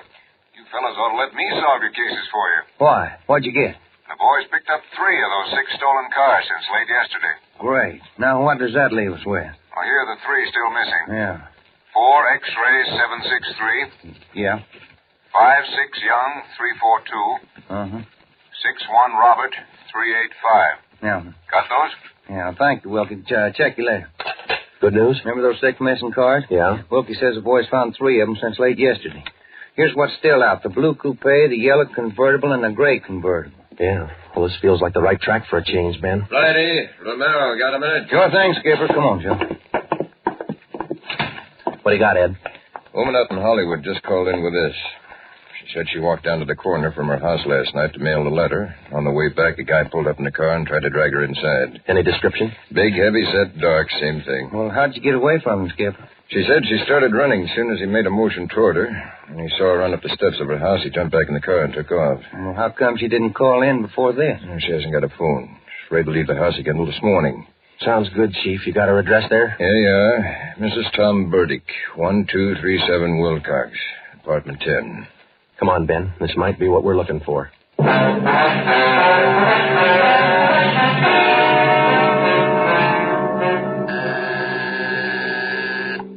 Who is it? Who's there? Sergeant Friday, ma'am. Police. Oh, just a moment. I'm Sergeant Romero, Miss Burdick. This is my partner, Sergeant Friday. We come out to check on your call about that little trouble last night. Oh, well, I don't know if I'm going to be much help to you.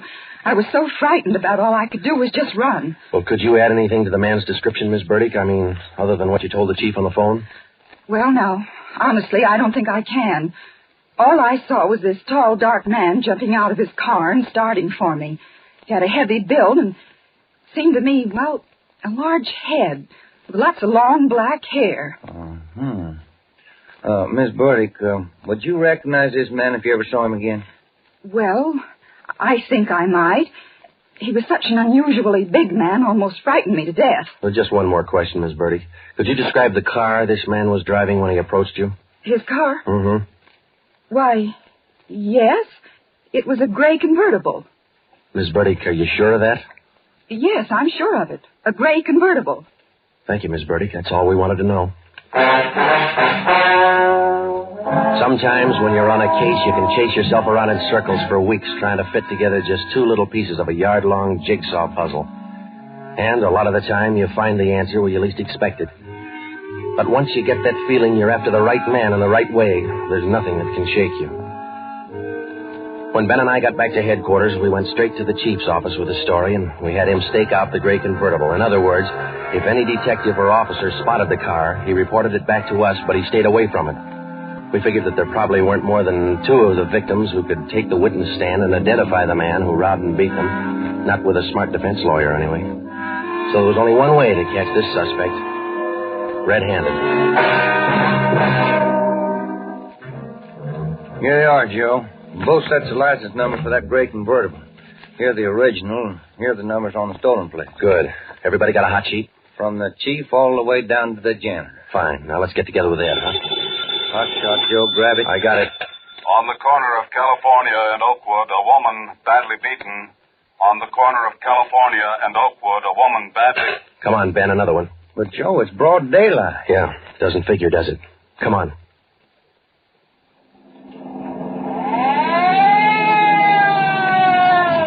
That vacant lot over there, Joe. Two plainclothesmen and uniformed officers were keeping the crowd back. An ambulance was drawn up by the curb, but it was empty. When we got down to the rear of the lot, we found out why. They were waiting for the coroner. The woman was young, not much more than 30. Her body was half sprawled across the muddy ground, and her face was turned upward. It had been badly beaten. They figured it happened last night, Sergeant. Have the fingerprint men been notified? Yeah. How about the crime lab? Just called them. That's good. Now, let's keep everybody out of the area till they get here. Right, Sergeant. Who found the body? One of the kids in the neighborhood. The woman was dead when he found her. Did she live around here? About a half mile away. I hear she's got 3 kids. Or, she had 3 kids. Uh-huh. You've seen enough, Ben? Yeah. Let's get on back to headquarters.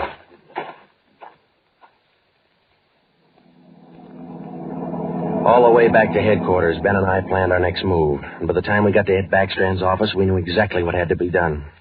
When we told him about the werewolf murder, he didn't say a thing for a minute. He just stared across the room at the calendar on the wall. Then he brought his hand down hard against the desk. Friday, Romero, I'm only going to say this once, so get it straight. That guy's pulled his last job in this city. He's through robbing and beating women, and he's through with murder. I've given you time to track him down, and now I want him in. No stalls, no excuses. I want him. I don't care how many men you use, and I don't care how you get him, but get him. That's all. Ben and I worked all that afternoon, right through dinner, up until 8 o'clock. By that time, the overall plan was down on paper and already in action.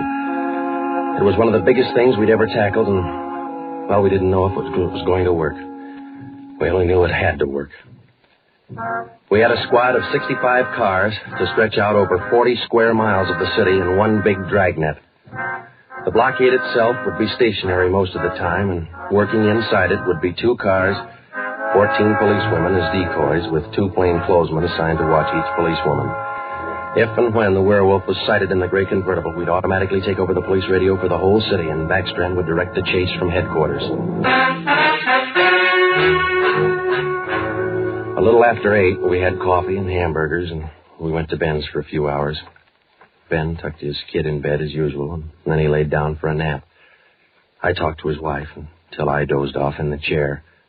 At 11:30, she woke us up. I combed my hair, put on my coat. Cops' wives are like everybody else's. They worry. When we met Ed at headquarters, we did some last-minute checking on details with Backstrand for about a half an hour, and then we were all ready to go. By 5 minutes past 2, half the Dragnet crew pulled out of the police garage and scattered over the city to their places. By 2:35, the other half pulled out, and a few minutes later, Ben and I followed. At 3 minutes to 3 that morning, Backstrand took over communications and checked every car in the operation. Standby. 617. It was a good start. Every man in his right place at the right time. The trap was set. All we needed now was to find our suspect, the werewolf, inside. Control 4 to Unit 80K. Control 4 to Unit 80K. 80K to Control 4. Go ahead. This is Backstrand standing by. 80K, roger. Clear. KGPL. Okay, Ben. Now let's go find him. I got a hunch, Joe. Let's try the Wilshire district first. Sounds all right to me. Let's go.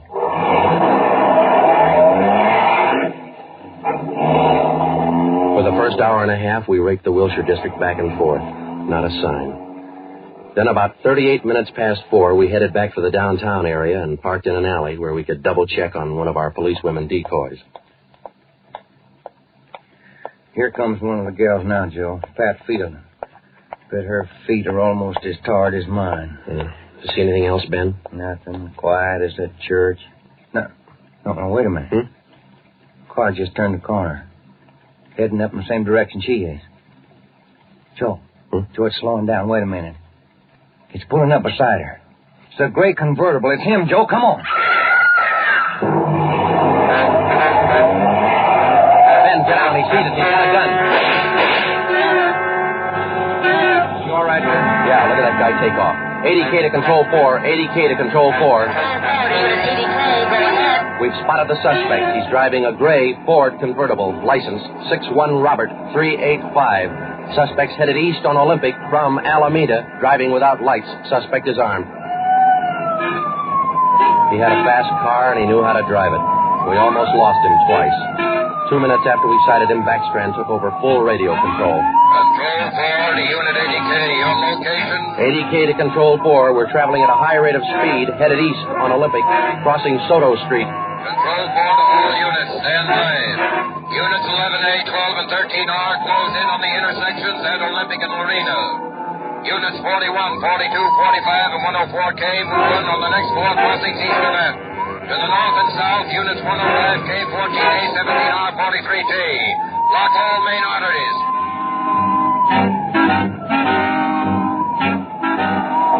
In the next half hour, the 65 cars in the Dragnet had pulled in like a noose around a 5-mile area. Ben and I hoped it was just a matter of time. Unit 80K to Control 4. Control 4 to 80K, go ahead. He's headed north on Fresno Street, crossing Whittier Boulevard. Attention all units. 80K now pursuing suspect north on Fresno from Whittier Boulevard. Units 15, 105K, 11R, and 18A block off the intersection on Fresno and 4. Hey, Ben, up there ahead. What's he trying to do now? Look, he's turning around. Yeah, and he's coming right for us. Watch it, Joe. Look out! Pretty close. 80K to Control 4. Control 4 to 80K, go ahead. Exchanging shots with suspect. Watch it, Ben. Here he comes again. Sure likes to use that gun, doesn't he? Sure does. Hey, Joe, look. Look, he's turning east. He's running for Hollenbeck Park. Yeah, 80K to Control 4. Control 4, go ahead. Suspect just drove up over curb and into Hollenbeck Park. Control 4 to all units. Control 4 to all units. Converge on Hollenbeck Park. Suspect is in the park. He's armed. Use caution. Code 3.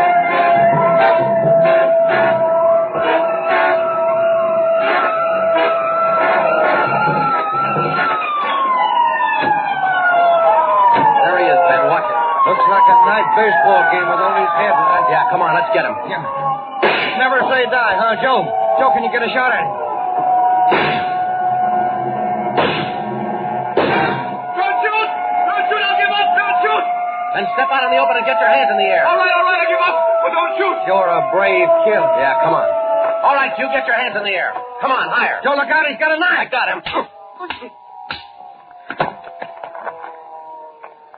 Joe, those women were right. He does look like a werewolf.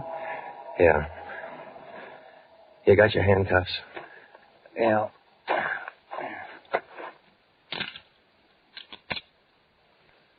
Okay. Got a cigarette?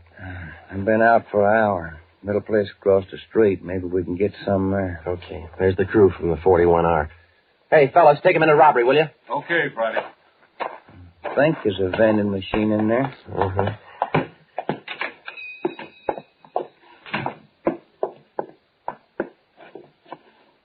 Say, you got some change for the cigarette machine, mister? I think so.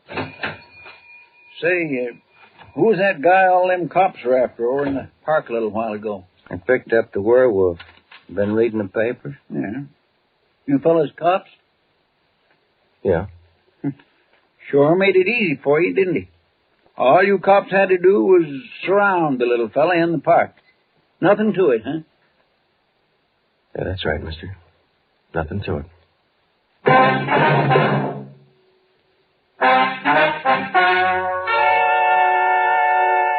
The story you have just heard was true. Only the names were changed to protect the innocent.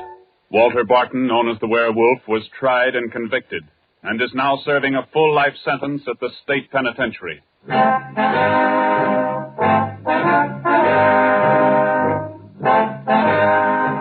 This has been Dragnet, the third in a new series of authentic cases from official files. Technical advice for Dragnet comes from the office of C.B. Horrell, Chief of Police, Los Angeles Police Department. Tonight's program is dedicated to Sergeant Mario Victor Dairo of the Los Angeles Police Department, who, on the morning of January 1st, 1943, gave his life so that yours might be more secure.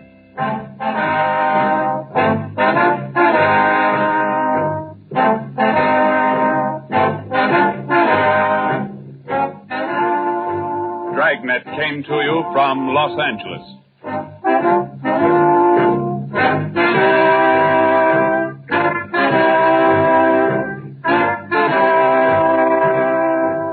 This is NBC, the national broadcasting company.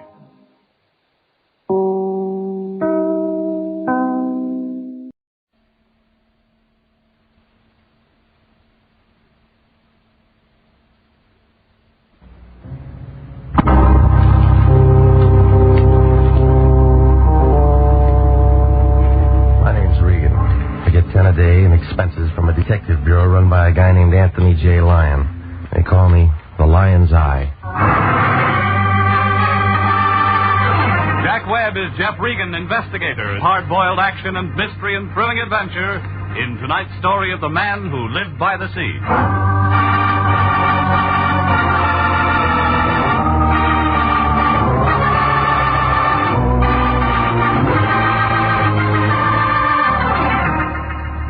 The next time you're out for a drive, pick up Olive Street along about the 700 block. You can't miss it. It's a big building made out of white granite. The Cosmopolitan Building. Anthony J. Lyon, the guy I work for, rents an office there. International Detective Bureau, Suite 308. A couple of rooms with a connecting wastebasket. The Lion has the only desk in the office and the typewriter that Remington dropped from their catalog back in 1915. I walked in about 11 o'clock last Tuesday morning. The room was loaded with taboo. She was a tall girl with a flock of black hair and a mink coat. The kind you see driving a Nash convertible down Sunset Boulevard on warm Sunday afternoons. No wonder the Lion's cigar was out. It was wet on both ends. He had one arm around her shoulders. He knew by this time that coat was the real article. There wasn't any music, but he didn't seem to mind. Come on in, Regan. Not much room to dance. We got business. She's your date. This is Mr. Regan, Miss Kara. How do you do, Mr. Regan? Mr. Lyon tells me you're just the man I want. Well, he said the same thing to a mortician last week. Miss Kara is associated with the famous psychic consultant Prince Nemo. I help the prince look into people's minds. Well, that ought to be fun if all your customers are under 6. You don't believe in thought transference, Mr. Regan? Do you? Prince Nemo sent Miss Kara to retain an operator. Why didn't he come himself? Prince Nemo never appears in public. He misses some good ball games. He has television. Yeah. The prince prefers to spend his time in meditation and thought. I handle all of his outside contacts. Regan, I want you to drive out to Prince Nemo's home in Ocean Town with Miss Kara and speak to the prince. What kind of a retainer did he send you? We don't discuss finances in front of clients. Oh, this is another blind spot. You don't know what this guy wants. He said it's a very delicate matter, and he wants to explain it to you himself. Oh, sure. She waltzed in here with a check, and you'd sell your grandmother to a glue factory for $2. Is there any way I can reassure you, Mr. Regan? Buy me a battleship. You got a license and a contract with International. You want to tell me about it, lady? Prince Nemo was very excited this morning. He called me in and told me to make the arrangements. It's not enough script. He never tells me anything. I just work for him. Will you please? Yeah, all right. Here's a nickel. Call me and tell me what's up. Suppose I can't. Then you got something for your piggy bank.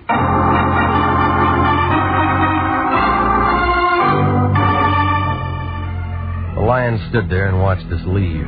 He looked happy, like a hobo in a bubble bath. Well, we went downstairs. We climbed into her convertible. The guy in the parking lot had to take a walk around the block when she flashed him a smile. I asked her about lunch. She said no. I asked her about dinner. She said something that meant no. It's like that sometimes. The flag's up, the meter's ticking, and you get nowhere. But from a couple of things she told me, I got the idea that she was doing more than help the prince read minds. His place turned out to be a good hour from Los Angeles up 101. A couple of stories of glass and concrete leaning out over the ocean. Inside, a guy in a white turban and some pants that looked like oversized diapers put his hand on a big curved knife he had in his belt. He was wearing tennis shoes. Right this way, Mr. Regan. A butcher? That's Genie, the prince's manservant. He's from India. I bet the Indians were glad to get rid of him. Genie's harmless, tongueless, and he doesn't hear. I like you, Mr. Regan. And this is the prince's study. Come in. Oh, come in. This is Mr. Regan. Of course. Welcome, sir. Welcome. The Lion's Eye. I'm honored, sir. Please sit down. That'll be all, Lena? Of course. I'll be in my office. Charming girl, Lena. She handle all your outside contacts? Except for those matters I must attend to personally. Mr. Regan, I'm in trouble. It's paid for. I want you to save my life. You look healthy. I am healthy, let me assure you. But my life has been threatened. They got police department. I thought you understood. This is a delicate matter. We aren't here to discuss me. Who's the guy? It's a lady, Mr. Regan. A very beautiful and lovely creature. And she'd like nothing better than to see my carcass go out with the tide. How do you know? She's erratic, ill-tempered, and ruthless. Any more?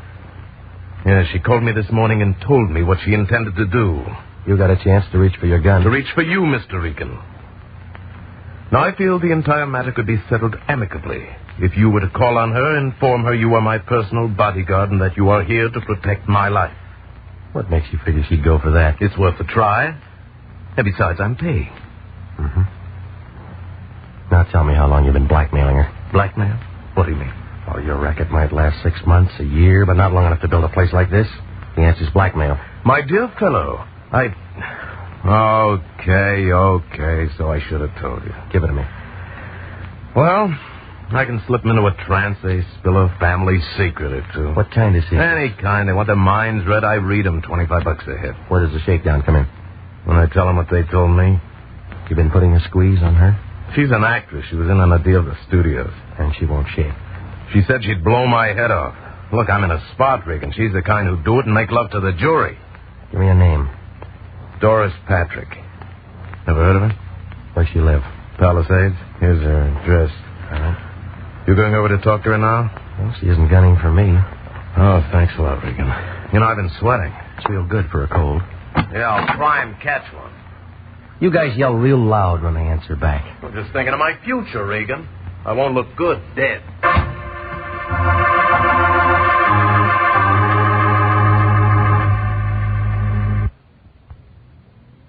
I left him sitting there scratching his bald head under his turban. He looked unhappy, like somebody fed him a Vaseline sandwich.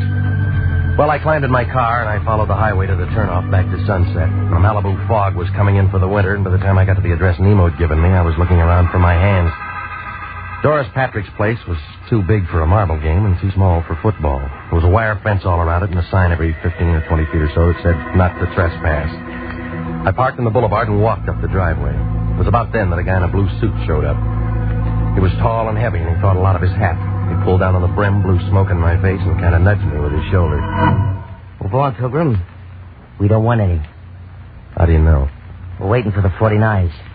Scram, huh? You aren't even on the list. All right, we'll wait for the 50s. Blow. I came to see Doris Patrick.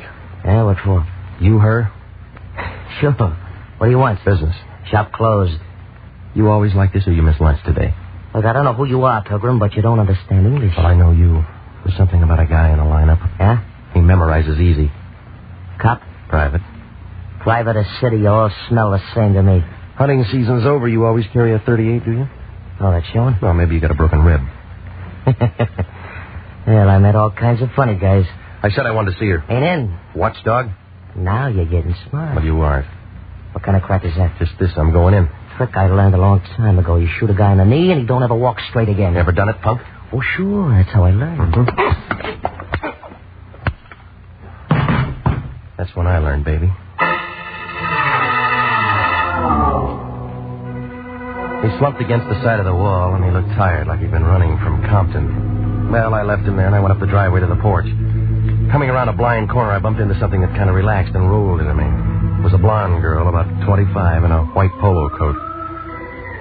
I was willing to try it again, but she began talking with a voice that was deep enough to go in the oil business. Oh, I thought you might be running interference, but you look like the whole team. Whose side are you on, lady? I keep score. Doris Patrick? You're on the right field. Where's the locker room? Maybe I like you. Where do you come from? Right here. Didn't know we raised your kind anymore. Or did you go wild? Do I pass? What'd you say your name was? Regan. Welcome. Mm-hmm. Which highway? Straight ahead. To the den. Nice place you got. When's harvest time? I said welcome. That isn't what the tall boy said. Tall boy? A blue suit with a 38 and a hat. That'd be Jesse. I was married to him once. What about now? Oh, he hangs around like that sometimes. I never see much of him. Trouble? No, not much. You got a lot of size, mister. Must have been good. Do that kind of thing often? Only when I have to. Sit down. How do you like it? Soda or water? Your way? There now. Isn't that better? I don't know. This is my first drink. You'll get another. It's a cold day.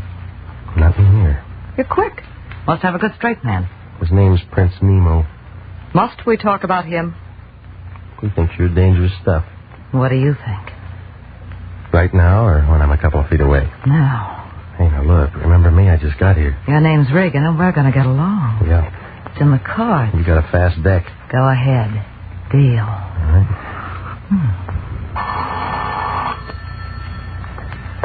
How much time between rounds? Yes? Who? Oh, just a minute. You know somebody named Lion? Yeah. He has quite a roar. Here.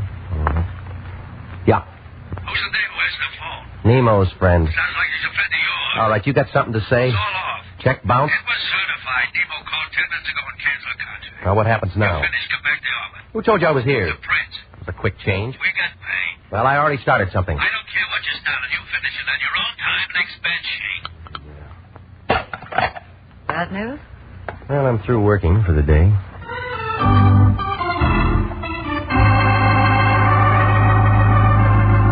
Well, I was an old friend of the family when I left. She didn't want me to go, but I was thinking about Prince Nemo and the way that nothing made sense. Oh, the whole thing looked phony, like an undertaker in a white derby. It didn't take 20/20 vision to see that somebody was getting anxious to make a play. Well, by the time I got home, I figured I was out of it. But my company had other ideas. It was Jesse, and he had friends. You should lock your door, Regan. Why? You'd crawl under. All right, fellas. Friends? I just hired him. You got a parade permit? Stan, say hello to Regan. Hello, stupid. What about Skinny? Hiya, Grogan. Name's Regan. He's a detective. Isn't that right? You're pretty good with your women, Regan. You know, you look lonesome, Jesse. You got something to say? Stay away from it. You're shaking. You want a drink?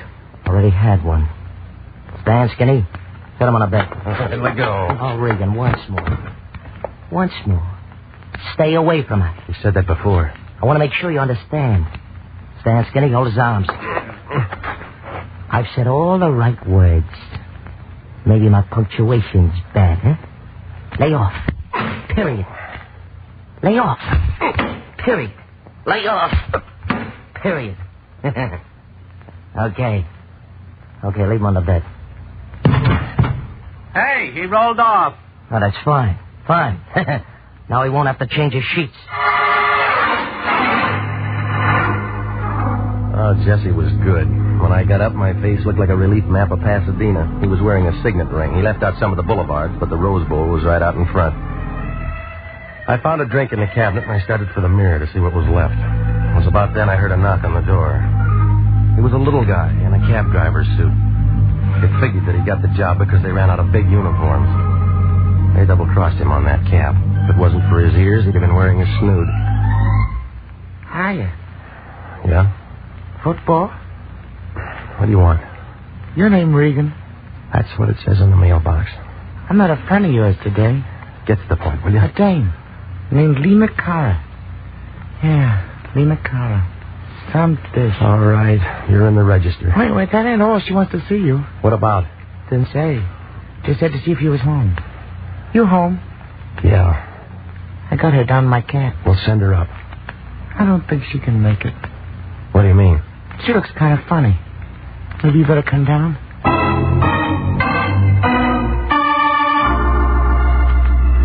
She was sitting on the edge of the seat, staring out at nothing. Her back was as stiff as a filing cabinet, and there was a little ring of white around her lips. I paid off the cabbie, and I took her back up to my place without a word. When we closed the door, she was sitting on my sofa the same way. Only this time she had a .25 automatic in her hand. Well? Where'd you get the gun, lady? Gun? Oh, yes. I bought it for $30. Can I see it? Oh, yes, Mr. Regan. I brought it so I could show it to you. Mm-hmm. I paid $30 for it. $30 for it. Yep. Brand new, isn't it? Oh, yes, of course. Did you know Prince Nemo was my husband? Since when? Long time now. Not many people know that. Did you come here to tell me that? No, I came to tell you that you don't have to worry anymore. About what? About what my husband hired you for. Well, I've already been called off. Oh, I didn't know that. Did you meet Doris Patrick? Yeah. And it was about her. What do you want, lady? Nothing. Nothing at all. Just that we don't have to worry anymore, do we? Tell me about the gun. Doris is very pretty, don't you think? Seen her on the screen many times. And she's quite pretty. Could hardly blame the prince at all. Could hardly. Why'd you bring the gun? I imagine the air would be cleaner there, don't you? What are you talking about? Really very humane, they tell me. Come on, stop it. Just like sitting down and never waking up. I read all about it. Just walk in and sit down. You don't try to hold your breath. Stop it, sis. Stop it. Now listen to me. What is it? What have you done? What are you trying to say? You don't try to hold your breath. You go right to sleep, don't you? You're trying to tell me that you killed him? They don't make such a great deal of noise, do they? He was been sitting there in his house by the sea. He looked very much alive, only...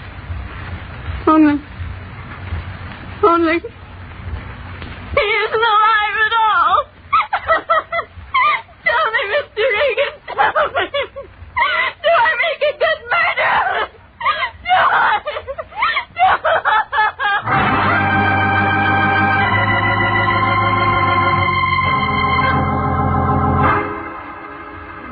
Well, after she got through screaming, she settled down to a slow, even kind of giggle that started somewhere around her shoelaces and didn't get past her knees. Gave me a feeling like somebody was unwrapping an atomic bomb under a Christmas tree. Well, she wasn't going to do any more talking, so I went downstairs and brought back a doctor friend of mine named Sammy Wing.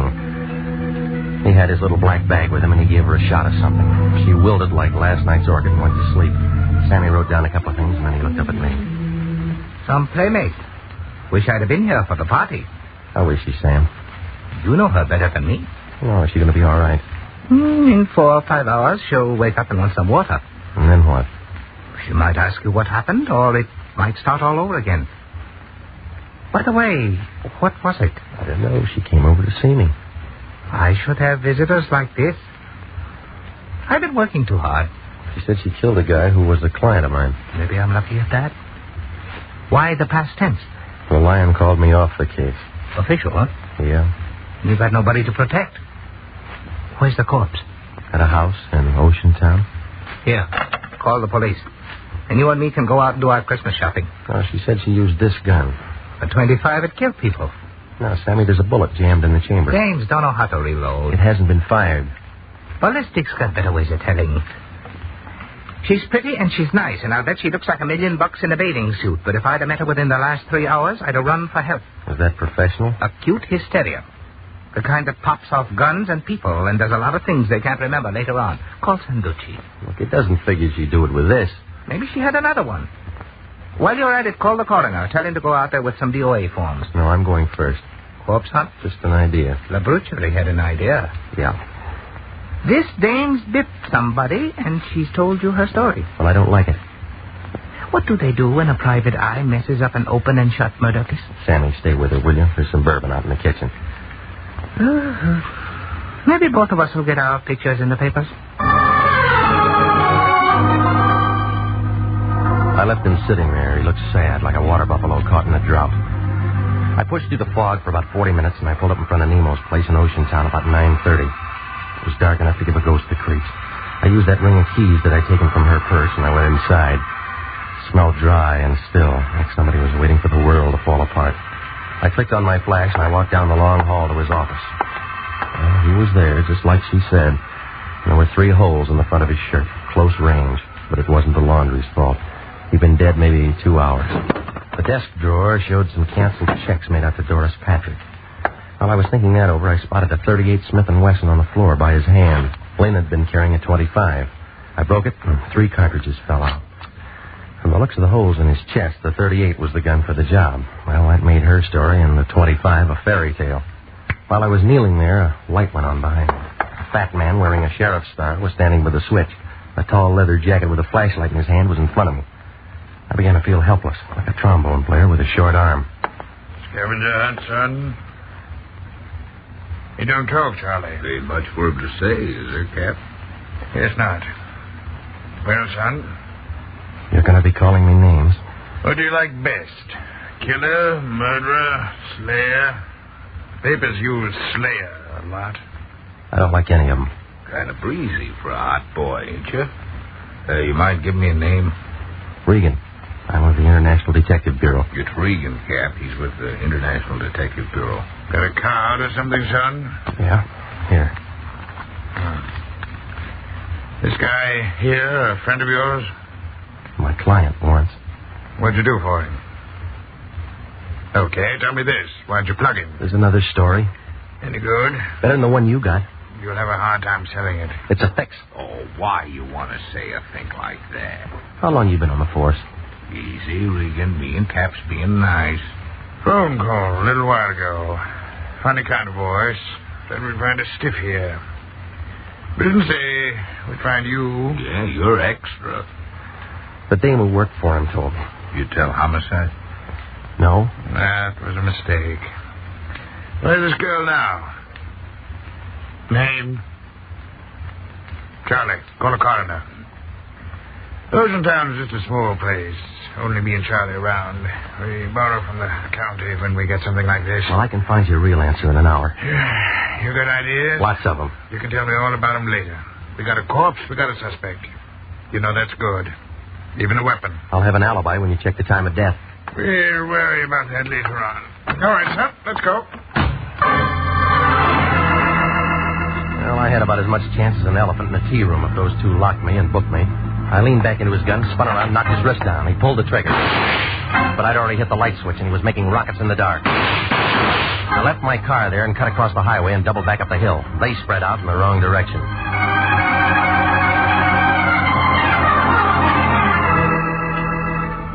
An hour later, I was standing in front of the lion's door. He was wrapped in a bathrobe big enough to keep all the silkworms working overtime. What do you want, Regan? Information. You been drinking? I've been working. That Lena Carrot see you? You sent her. She called me and said she wanted to hire you for something else. After Nemo canceled the contract. Yeah, why? You gave her my address. I thought you ought to talk to her. What you want? She told me that she killed the prince.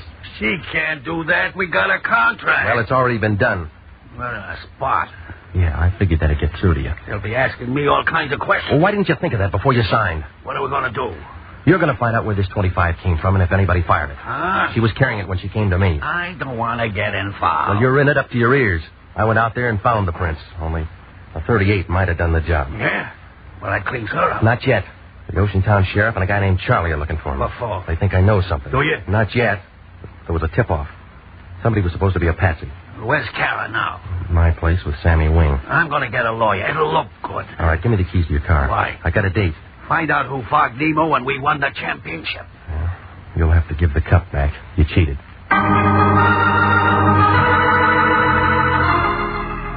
I drove back out to Doris Patrick's place in the Palisades, and I rang the bell and waited. Took her a while, but she showed. She was wearing a filmy kind of a thing that made a spider's web look like canvas. I began to feel warm, like a sun lamp on a picture set. We had a date at 9 o'clock. I broke my watch. Come in, I'll see if I can fix it. I'm great with a swift movement. Yeah, it shows. We were going to look at the stars together. How long you been here? I gave you up at 10. Tell me, how do you like my new dress? It's the right color, but the wrong cut for a funeral. I haven't read the obituaries today. No, it'll be in tomorrow's paper. Have a drink and let's wait for tomorrow. Your friend Nemo was killed tonight. He was no friend of mine. I told you that. So did he. You fall off his house? Murdered. We've been having fun up to now. You know, you'll be first guess. I don't think I like that. He tried to blackmail you. The story's backwards. Well, that's the way it comes out. Not quite. You got another way? He never tried to blackmail me. Mm-hmm. I blackmailed him. How? I went to him one day and put him in a trance. Only I used scotch. I found out what he was doing and how he was doing it, so I turned the tables. It was good, clean fun, but expensive for him. Well, now, if he was your mule ticket, then you have an alibi, huh? Could be canceled check somewhere. Right where I could find him. I'm telling you the truth. Where does Jesse fit? Oh, I told you we were married once. He's jealous. Did he know about Nemo? Maybe. He was watchdog when I came out. I told you. Jesse. Hello, gorgeous. I still have a key. What do you want? You. Get out. You still trapping with this trap? Just in time, Jesse. You know, you didn't list good. I told you to lay off. Where's your friend? Paid off. I'm handling this alone. We've been finished for a long time. Oh, it's starting up again, Angel. Or didn't you know Nemo was dead? I saw your .38 tonight, Jesse. Ah, you're wrong. It's her .38. It's got her prints in it. What do you mean? I put him there. And you're going to be tagged for his murder, Angel. You see, you're sort of in a spot. Regan. Easy, baby. This punk never did anything right. Huh? Tell me how wrong I've been. All right, that tip to the Oceantown cops was wrong. Killing Nemo was wrong. Ah, you're twisted, Pilgrim. Cops got a warrant out for you right now. Yeah, I heard on the car radio. Murder suspect.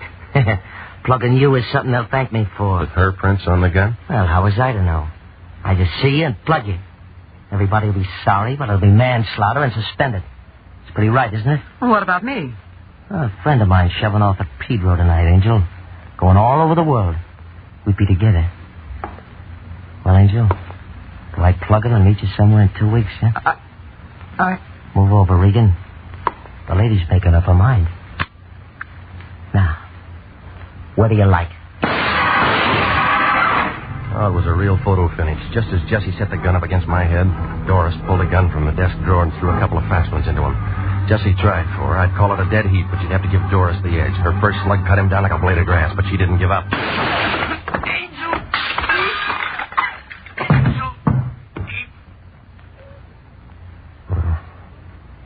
He's all used up. Never shot anyone before. You look like a professional. Give me the gun. He deserved to die. Didn't he? Didn't he? I don't know, lady. You knew him better.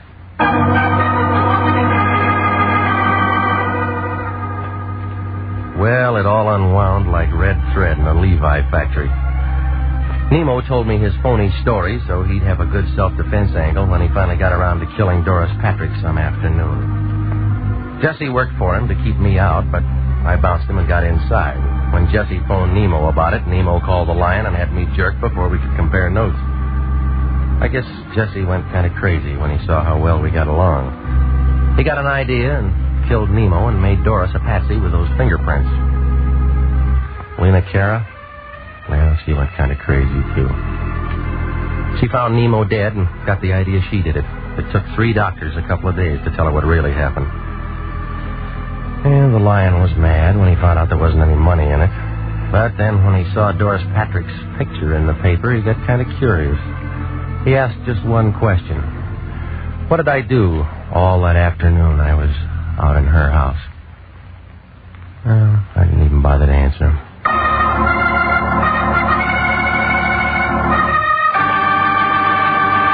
Jack Webb is featured as Jeff Regan with Herb Butterfield as Anthony J. Lyon.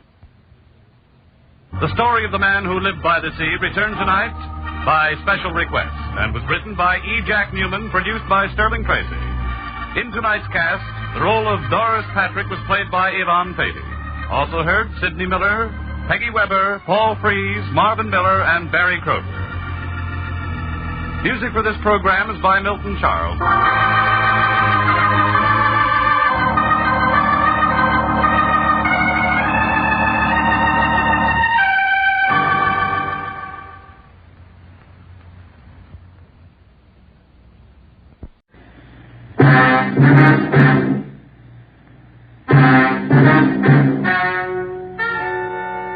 Ladies and gentlemen, the story you are about to hear is true. Only the names have been changed to protect the innocent. NBC brings you Dragnet.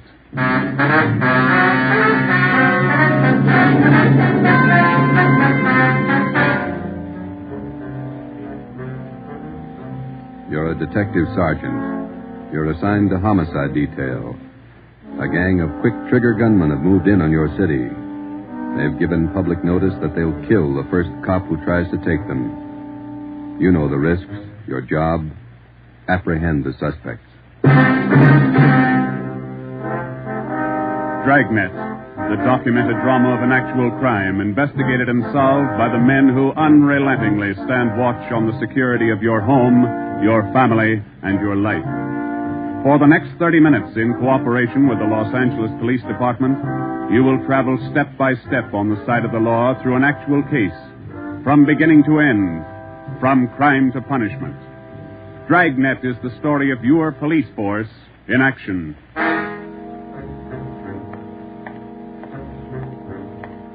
It was Wednesday, April 17th. It was warm in Los Angeles. We were working the night watch out of homicide detail. The boss is Ed Backstrand, chief of detectives. My partner's Ben Romero. My name's Friday. I was on the way back from the record bureau. It was 4 minutes to 6 when I got to room 42. Homicide. Hey, Ben, I pulled the package on the Raymond killing. And that proves you can still read, Friday. He's at it, Joe. Your pal, Fred Lindsay. Hiya, Fred. What's doing? Busier than you are. We know what we're looking for.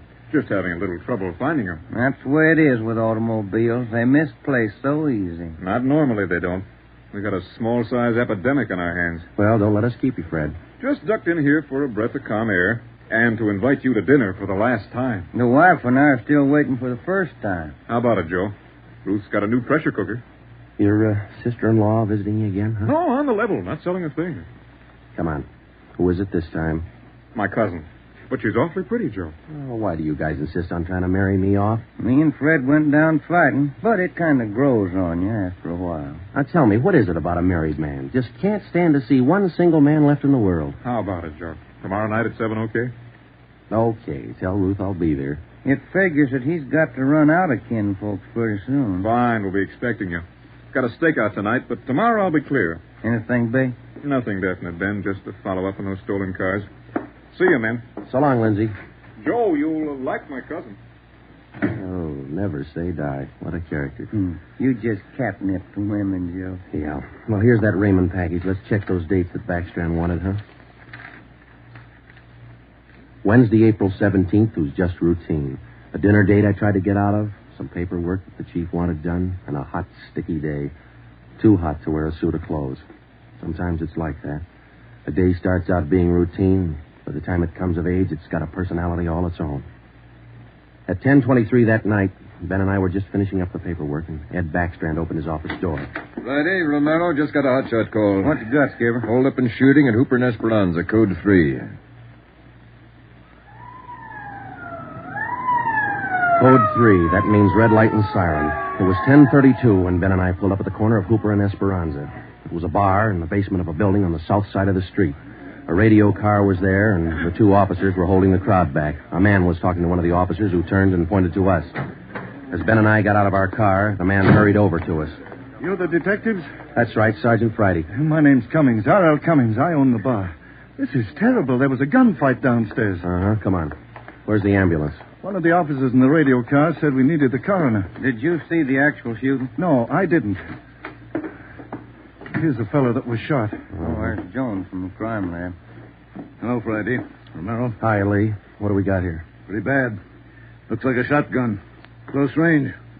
He really got in the way of it. Ben. Yeah. It's Fred Lindsay. Motor theft. He was on a stakeout, Lee. Tell us about it, Mr. Cummings. You know this fellow, Sergeant? Yeah, we know him. What happened? We had a holdup tonight. 3 men. Yes, go on. Well, business was good, real good. We had a large crowd, and I was happy about that because I've been trying to sell out for a long time now.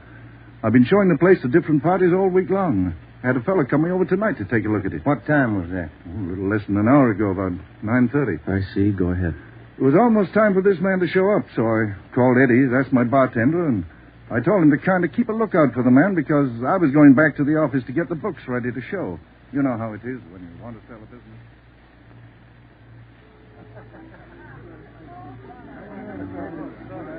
You'll watch for him, Eddie? You bet I will. If you want me, I'll be back in the office. Keep your mouth shut and stand still. Huh? You own this bar, don't you? Well, yes. What is this? You're the boy we want to see. Which one are you? All 3 of us. What's going on? What's it look like, genius? Just a stick-up.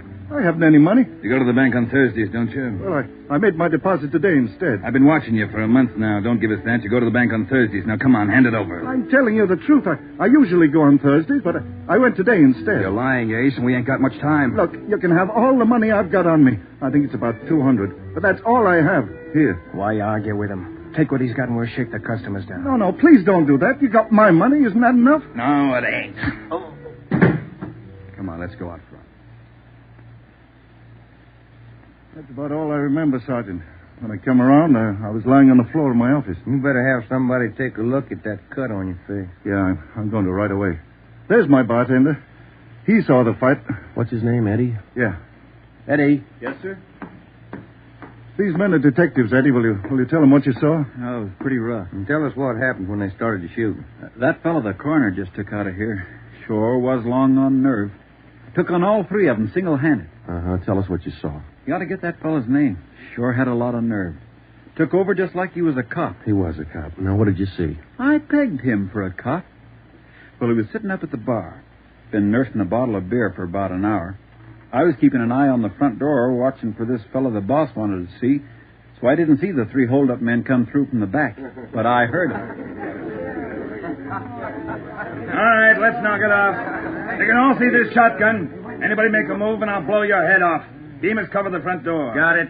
Sickle, shake them down. Okay, gents. You guys in the band, keep that music going.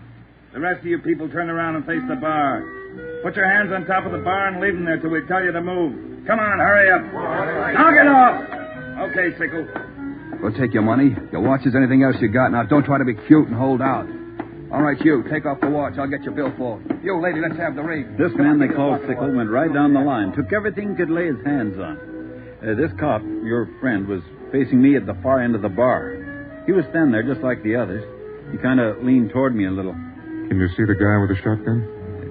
Yeah. Where is he? Center of the room. The other guy still at the door? Yeah. Got his gun out? Yeah. Holding it in his right hand. How far down the line is the other guy? About 10 people away. Hey, you 2 down at the end there. Knock it off. Hurry up, Sickle. Doing the best I can. Come on, let's have the purse, lady. You, next to the lady here, get the watch off. I'll take this wallet over. How far away now? Getting closer. But we better set up like he says. I'm going to take the one with the shotgun first. He'll blow you to pieces. I got a gun. How far away is that guy now? I thought Jans told you two to shut up. All right, Sickle, try to move and I'll break your back. Let me go. Go ahead and shoot, Jans. Get away from him, Sickle. All you people at the bar, down on the floor. Okay, you with that shotgun, grab it. Bemis, can you get a shot at him? Not without hitting Sickle. Come on, you, I'm waiting. You got us all wrong, boy. We like Sickle, but not that much. The cop was holding Sickle as a shield. When the big guy let go of the shotgun, both the cop and Sickle ducked. The cop didn't get hit. But this man Sickle fell over on his face and grabbed at his arm. The man with the shotgun went down on one knee, holding his stomach. The man at the door took a shot at the cop, but he missed. Then the cop fired 3 shots at the man by the door. Looked like the first 2 missed. But the last one caught the man in the leg and he went down. Well, by this time, the big guy with the shotgun had recovered enough to hold his weapon again. I tried to warn the cop. Look out! The guy with the shotgun! I see him! The cop pointed his gun and pulled the trigger, but he was out of shells. Boy, Sergeant, my stomach knotted up when I heard that hammer fall against those empty chambers. The cop threw his gun at the guy with the shotgun and then ran right at him. You know, it was just as if that cop was trying to run right down the barrel of that shotgun. I glanced at the cop on the floor, then I tried to follow the 3 of them as they made their way out of the bar. They jumped into a car out front and drove off. As a kid, I used to watch Bill Hart take on a whole gang in the movies, but this way, right in front of my eyes, Sergeant, he was an awful brave guy. Did you get the license number of their car? No, I didn't. I couldn't see very well. You got a pretty good look at all 3 of the men, though, didn't you? I believe I'd recognize any of them. Thanks, Eddie. What's your last name? Bowers. Eddie Bowers. Got that, Ben? Yeah. You'll be hearing from us, Eddie. We may want you to look at some pictures for us. Glad to help any way I can, Sergeant. I hope you get the men that shot this cop. You're sure going to try, aren't you? Yeah, Eddie. We're sure going to try. The next step was for Ben and I to make a complete report to Chief Ed Backstrand. They got Lindsay, huh? That Fred Lindsay an auto theft? Yeah, that's right. Good cut. You say he wounded 2 out of the 3 in that holdup? Yeah. That means they'll have to have medical attention in a hurry. We'll check all the small hospitals, cover all the drugstores to get a line on anyone who's bought medical supplies in the last hour. Uh-huh. As soon as medical detail notifies Miss Lindsay, I'd like to go over and see her. Smith's and the medical details out there now. By the time you get back, we may have a flash in the drugstores or hospitals. We'll be back in 30 minutes. Call in when you get out there. Right, Ed. You might carry this with you. Yeah? I'm sick. I'm sick to my stomach about this thing. I want you to get those 2-bit punks. I don't want them to see another sunrise. Got that, haven't you? Yeah, Ed. Let's go, Ben. Chandler? Yes, sir. Put out an APB. Have communications broadcast the descriptions of these suspects every 30 minutes until further notice. Get them to communicate right away.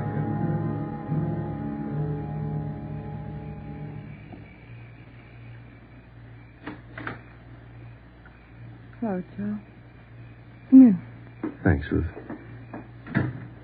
Sit down. Ruth, you know how we all feel. It's all right, Joe. You're married to a cop. I guess you're meant to expect things like this. He'd like that. Fred and I used to discuss the possibility of this. I used to worry about him. I used to worry a lot, Joe.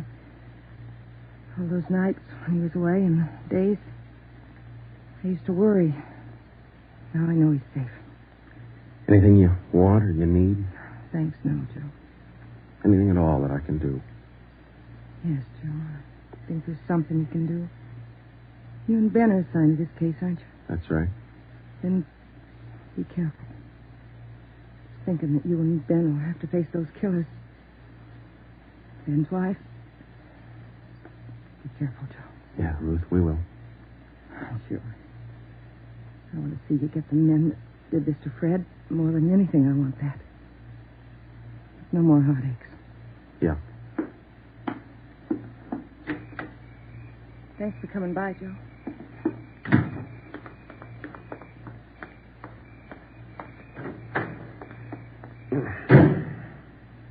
How'd you take it, Joe?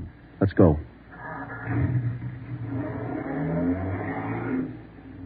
Joe, how'd you take it? You're married, Ben. You figure it. It was 11:30 when we got back to Central Division. As we walked into the squad room, Backstrand was waiting for us. Righty, we just got our first lead. We've located a druggist who said he sold some medical supplies to a man about 45 minutes ago. There's the address. Pretty close to the scene of the shooting. Hop out and see him right away. The Rex Pharmacy was exactly 14 blocks from the Red Feather Bar where the shooting took place.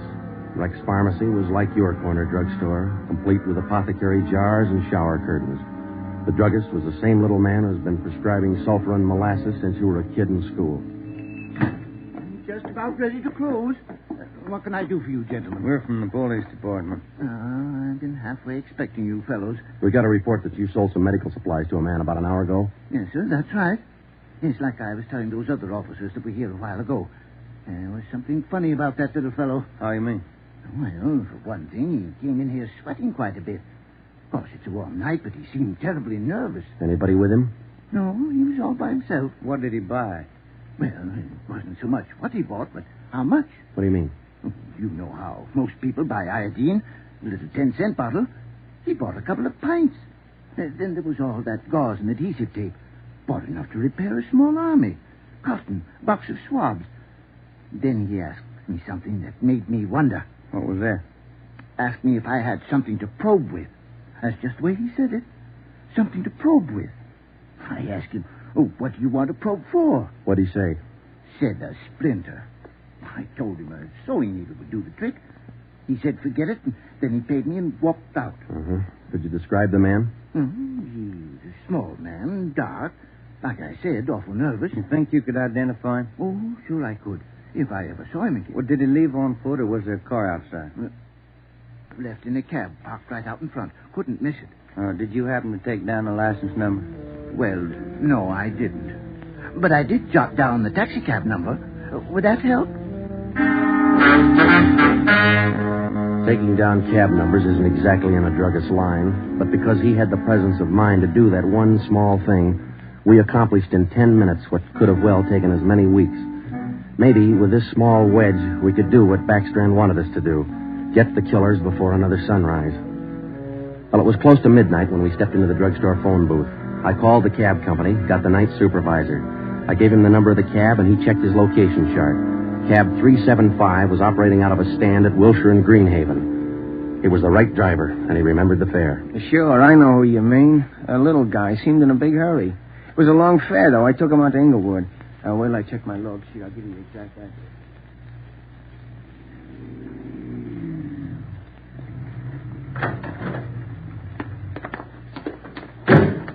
Here it is, Joe. 1523 Imperials. The rooming house. Yeah, come on. We'll check with the landlady. Kind of late, Joe. Yeah, let's stand away from the door, huh? Might not be the landlady who answers. Yes, what do you want? Police department. Oh, just a minute. Let me see your badge. There you are, ma'am. I'm Sergeant Friday. This is Romero. Homicide. All right.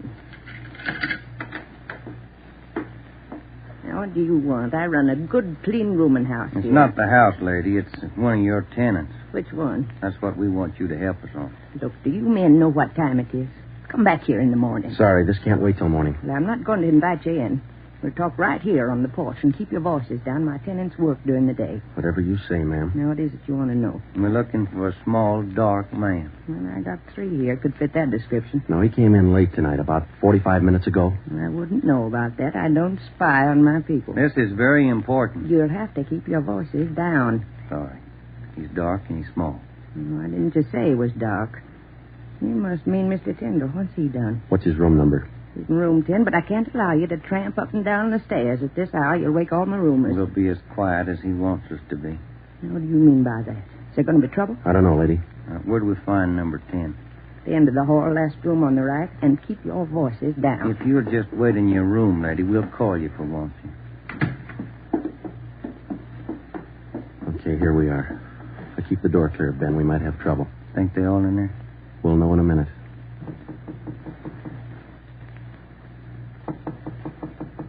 Who is it?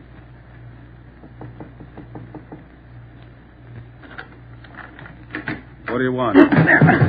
Police department. I'll try this closet, Joe. What do you want with me? What are you looking for? Closet's empty. What'd you say your name was? Tyndall, Bob Tyndall. New name, but same face, huh, Joe? Yeah, how long you been out of jail, Tenny? My name ain't Tenney, it's Tyndall. Your name's not Tyndall, it's Sam Tenney. We sent you up on a robbery charge 4 years ago. Now, isn't that right, Tenny? No, it's not right. You got the wrong man. I never been in jail. Yes, you have, because we sent you there. Now, come on. Who'd you buy the medical supplies for? I don't know what you're talking about. Look, Tenny, it's a hot night and it's late, so let's cut out the smart talk, huh? Who'd you buy those medical supplies for? Tenny, look, you're a 2-time loser right now. Who are you shielding? You got nothing on me? I ain't done a thing. We can prove that you bought those supplies tonight, and it can go kind of hard on you. So let's open up. I've been out of this room all night long. We got a druggist and a cab driver who will make a liar out of you. I still don't know a thing. That cab driver hauled you home here 45 minutes ago. Where were you? I was out on a date. Is that who you bought the medicine for? Ben, call the druggist and get that cab driver. We'll take Tenny downtown. All right. All I did was buy the bandages and stuff. I got nothing else to do with this. Who'd you buy the stuff for? Now, you know everything else. You figure it. Oh, now look, punk. We know there were 3 of them. One of them killed a cop. We're going to get to him, and Tenny, you're not going to stand in our way. They killed somebody. They didn't tell me that. Who didn't tell you? I don't want any part of murder. I'm going to tell you who it was, but I'm clean. I got nothing to do with it. I was trying to help him out of a jam. Who were you trying to help? It was Roy Bemis, Charlie Sickle, and Red Jans. They didn't tell me nothing about murder. Well, why'd you help? They offered me a pretty good piece of change to run an errand for them. You know I got paid for. That's all I had to do with it. Where did you deliver those medical supplies? I have to tell you that. I'm afraid of Jans. He's awful free with that shotgun. We'll give you protection. Now, where are they? Can I go to jail till you get them? You'll get protection. Give us the address. It's an apartment house. Just around the corner from here. The Blue Eagle. We took Sam Tenney down to Central Division with us. On the way downtown, he told us that Red Jantz and the other 2 had their room at the Blue Eagle barricaded. Tenney said that they told him that they'd kill the first cop who tried to take them. Well, we knew they were wounded. He told us that Sickle had an arm wound, Bemis got it in the leg, and Jantz had a slug in his side. We figured they'd be weak from the loss of blood, and we could take them easy. You'll never take those guys easy. Sure, they lost a little blood, but they had enough fight left to stack that room. And they got enough left to kill you if you try to take them. On the way to headquarters, we stopped at an all-night drive-in and called Ed Backstrand. We told him we had a radio car watching the Blue Eagle. We gave him the whole story and told him we were on our way in. By the time we checked into Homicide, Ed had the plan all mapped out. It was 2:25 a.m. Here's the map from the city engineers. It's one city block bounded on the north by Hawthorne Street, on the south Lawndale Avenue, on the east 16th Street, and to the west 17th. The Blue Eagle apartment house is right here, on 16th and Hawthorne. West of the Blue Eagle is a private residence. South of the Blue Eagle on 16th is a vacant lot. There are 12 apartments in the building. The men we want are on the second floor, number 11. And that apartment faces east on 16th. How do you want to handle it, Ed? Now, Baker and Moorheim will evacuate the private residence. Friday, and Romero clean out the apartment building. Right, Skip. All traffic is being diverted. The entire block is completely isolated. We'll throw up a cordon. As soon as we clear the residence, nobody goes in, nobody goes out. Will you brief us again when we get there, Ed? I'll give you all the briefing you need right now. Get this. These guys have already killed a cop. I don't want to lose any more. You know they're heavily armed and they're desperate. Have the men draw shotguns, tear gas, and Tommy guns. I'll take care of that, Skipper. All right. Now, we're not going in after these punks like tin horn heroes. We're going after them, and we're coming out alive. All of us. What time is it, Friday? 2:37. Not much time till sunup, is it? It was a code 2. That means red light and move fast. Backstrand figured we needed 6 squad cars, 4 men to a car, the police public address truck, ambulance, and floodlights. Ben checked out the weapons to the men, and by 2:46, we pulled out of the Central Division garage. We slid into the area at 3:20 a.m. The 6 squad cars and the public address truck took up their positions. The floodlights were rigged and ready to turn on at Backstrand's command. The machinery was set to roll as soon as we got the neighborhood cleared. Ben and I evacuated the Blue Eagle apartment house. How many does that make, Joe? Well, we've cleared 9. 2 to go. Here's apartment 10. The killers are right next door. Joe, I'd like to kick that door in right now. Take your time, Ben. We'll get to him. Quiet now.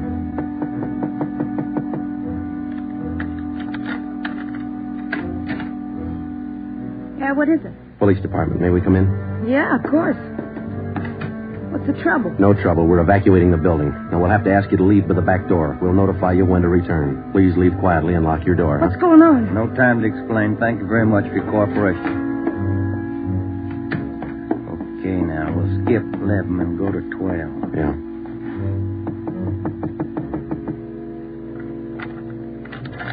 Yeah? Who are you? Police department. Can we come in?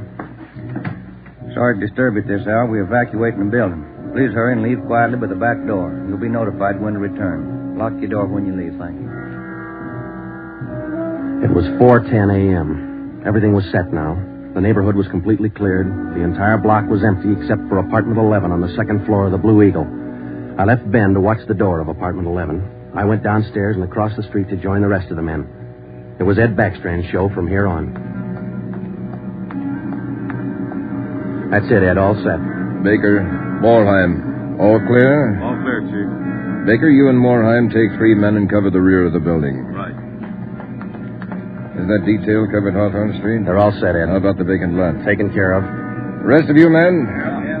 Friday and I are going into the building. We'll try to get him to come out now. Johnson. Yes, sir? Come with us and keep us covered. Let's go.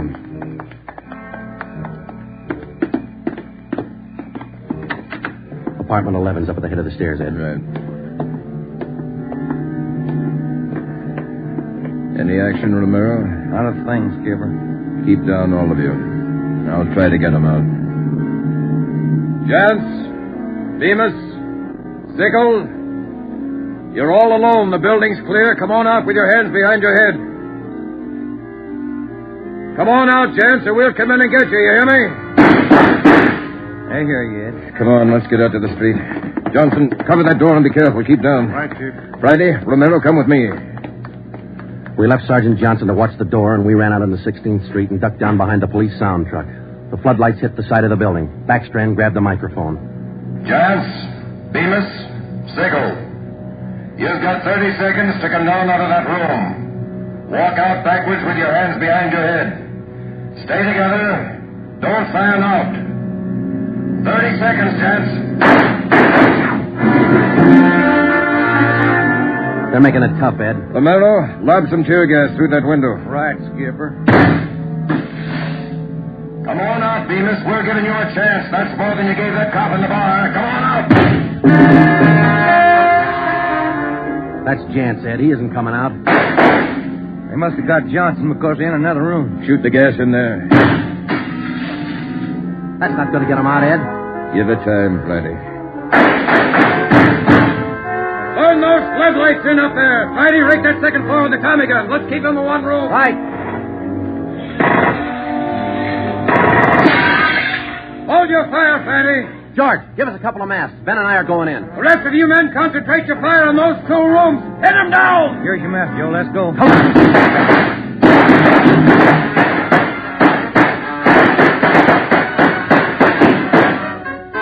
Put that mask on, Ben, and keep down. Yeah, wait a minute. Somebody coming down the inside stairs. Duck, Ben, he's got a gun. I got one, copper. Get out of my way. Stop it, you. You haven't got a chance. I'm coming through, copper. Think I stopped him, Joe. Can you see Johnson? No, it's too much gas in there. All right, you 2 up there. We got one of you. The other 2, come on out. Joe, think we got him? I don't know. Can you see Johnson? No, Joe. It's still too thick in there. I'm going in, Ben. Cover me. Come on. We know there are 2 of you up there. Just one, copper. Throw your gun down the stairs ahead of you. Hurry up. Shotgun, Joe. Jance. I see him. I'll take him at the foot of the stairs. All right, I got my hands up. I found Johnson, Ben. All right, Jance, outside. Come on. Move. Put the handcuffs on him, Ben. I'll cover you. How's Johnson? I don't know. Ed, get the ambulance crew over here. Jance, who's this other guy we got? Bemis. How about second? I said just one, didn't I, copper? Never mind the smart talk, Jance. Now just answer the question, huh? Sickle wanted out of it a long time ago, so I let him out. He's upstairs. I let him out the back way. Then you shot him? He wanted out, didn't he? All right. We'll take him in. Johnson's in the ambulance. I'll see you in the office. Yeah. Right, Skipper.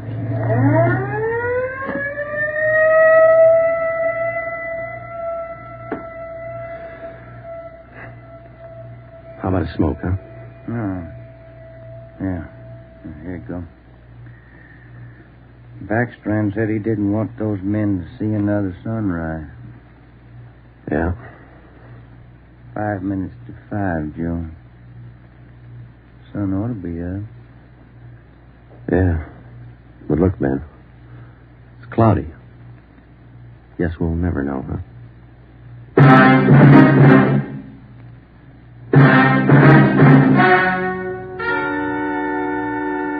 The story you have just heard was true. Only the names were changed to protect the innocent. Edgar Red Jans, the sole survivor, was tried and convicted and sentenced to be put to death in the state penitentiary in the manner prescribed by law.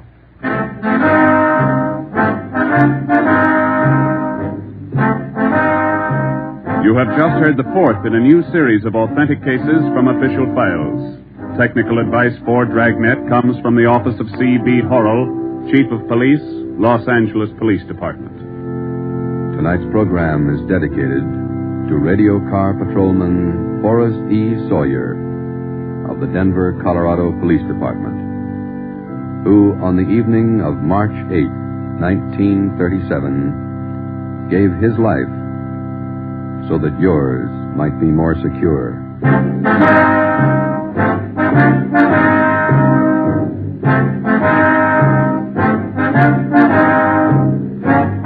Dragnet came to you from Los Angeles.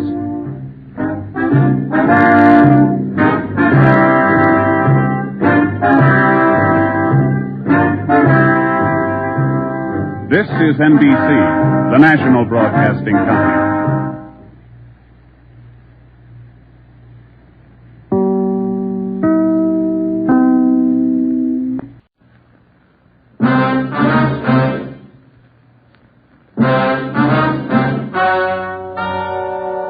Ladies and gentlemen, the story you are about to hear is true. Only the names have been changed to protect the innocent. NBC brings you Dragnet.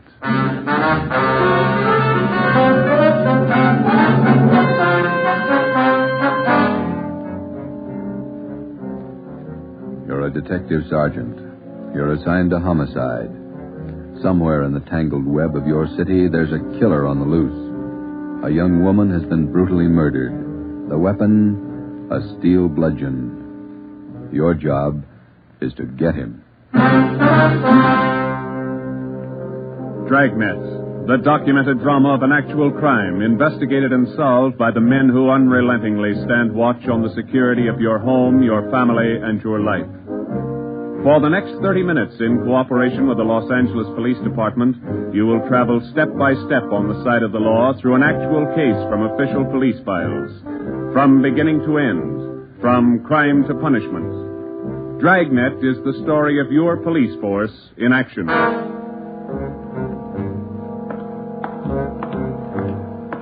It was Thursday, March 19th. It was foggy in Los Angeles. We were working the night watch out of Homicide detail. My partner's Ben Romero. The boss is Ed Backstrand, Chief of Detectives. My name's Friday. It was 9:14 p.m. when I got to the old Central Jail building, 3rd floor. The crime lab. Hi, Joe. How you coming, Lee? Just ran a spectrograph. What'd you find? The paint flake from the victim's head matches that paint on the hunk of pipe. Any prints? The pipe was clean, no latent prints. Well, that figured. Anything else? Got those blood test reports. A couple of slides for you to look at under the comparison mic. Mm-hmm. Thanks, Lee. Oh, hi, Joe. Didn't hear you come in. What's it look like, Ben? Here's the blood test reports. This one is blood found on the piece of pipe. Type A. This one's blood from the victim. Type A. They match. That's right, boys. Doesn't mean too much, though. Did you look at these slides under the microscope? No, not yet. Well, this is your clincher. Wait till I get the light. Okay, take a look. Mm-hmm. Got a make? Yeah, go ahead. Well, this slide here on the right, that's a slice of hair from the victim's head.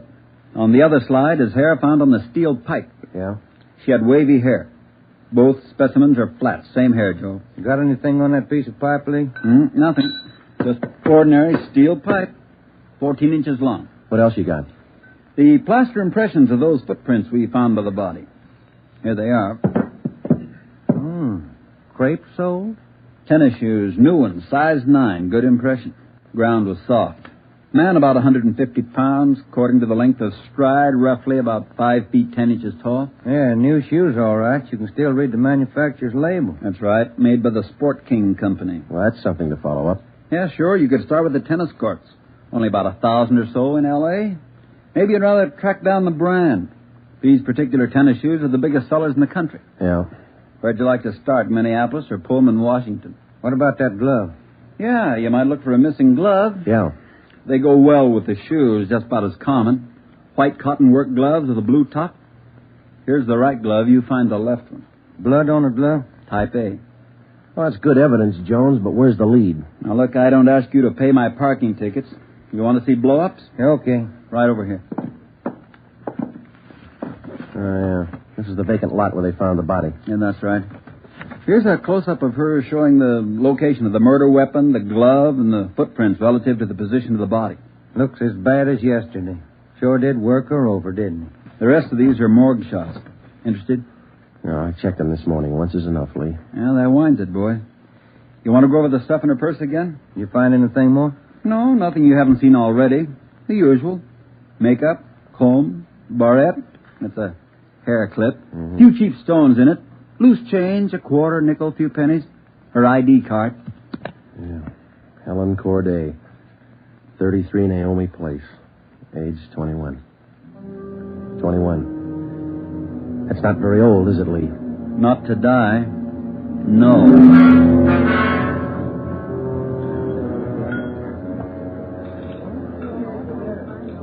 Helen Corday.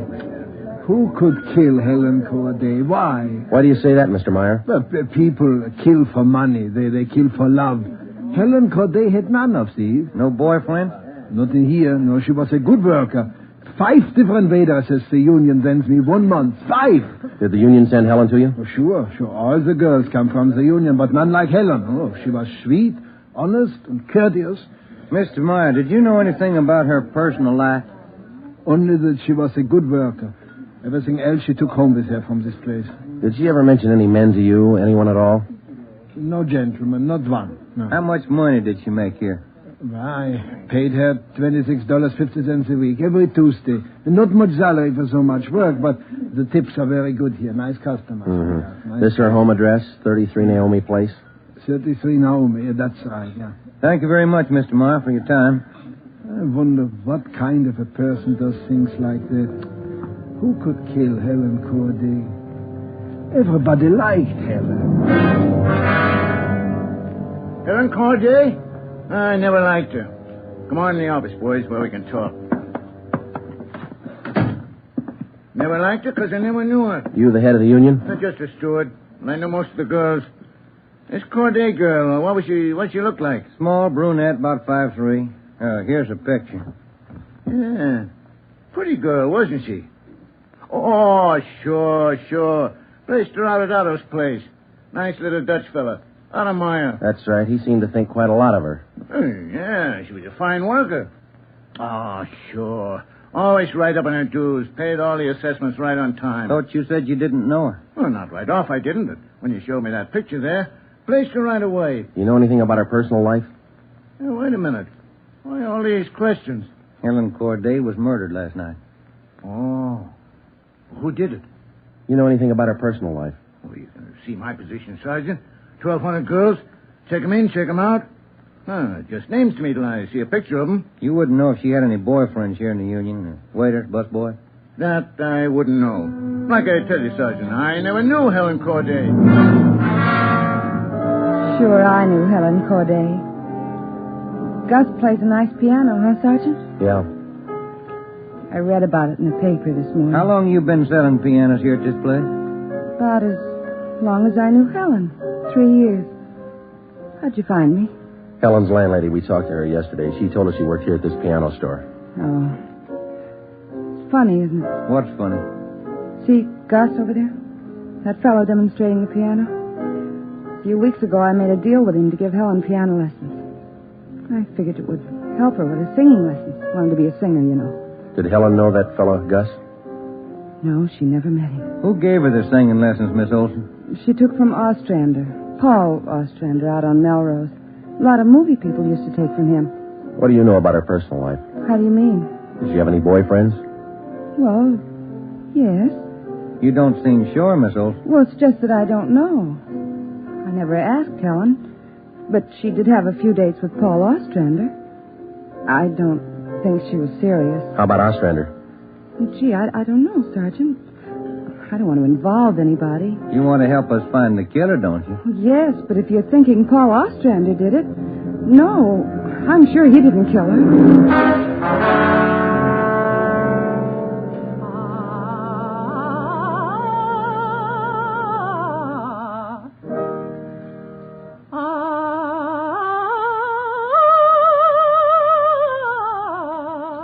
That's all for today, Victoria. No, gentlemen. I did not kill Helen Corday. You gave her singing lessons, Mr. Ostrander. You knew her pretty well? Yes, I gave her voice coaching for about a year and a half. Helen showed a little promise. Not a great voice, a bad vibrato. You knew her pretty well. Why do you say that? Mr. Ostrander, didn't you used to take her out once in a while? No, I didn't know Helen socially at all. We know you had dates with her. That's not true. Only times I saw her was when she came here to the studio for lessons. You better tell the truth, Mr. Ostrander. We can prove that you've been out with her. Afraid of the publicity, is that it? Certainly that's it. I have a successful business here. I spent years building it. Anything like this would ruin me. Then you have been out with her. Only a few times. Nothing serious. I had nothing to do with her murder. Now, that's the truth. Don't you know that withholding information about a thing like this can go kind of hard for you? Yes, I know that. What else could I do? Mr. Ostrander, somewhere in this city right now, there's a guy who beat a young girl to death. He crushed her skull with a piece of steel pipe. We need every bit of information we can get to track him down. I know that, sir. You could have come to us. We wouldn't run to the newspapers with it. If the information's confidential, that's the way we treat it. Most of the time, it's the people who run to the newspapers first. Then they come to us. That's right, Mr. Ostrander. People are their own press agents. Sergeant, I'd like to know what right you have to invade my privacy and lecture me on my civic duty. All right, I'll tell you what right, Ostrander. We want the man who murdered Helen Corday. I got as much right as he had at 12:14 this morning. Come on, Joe. Yeah. Thanks, Mr. Ostrander. Sorry if I invaded your privacy.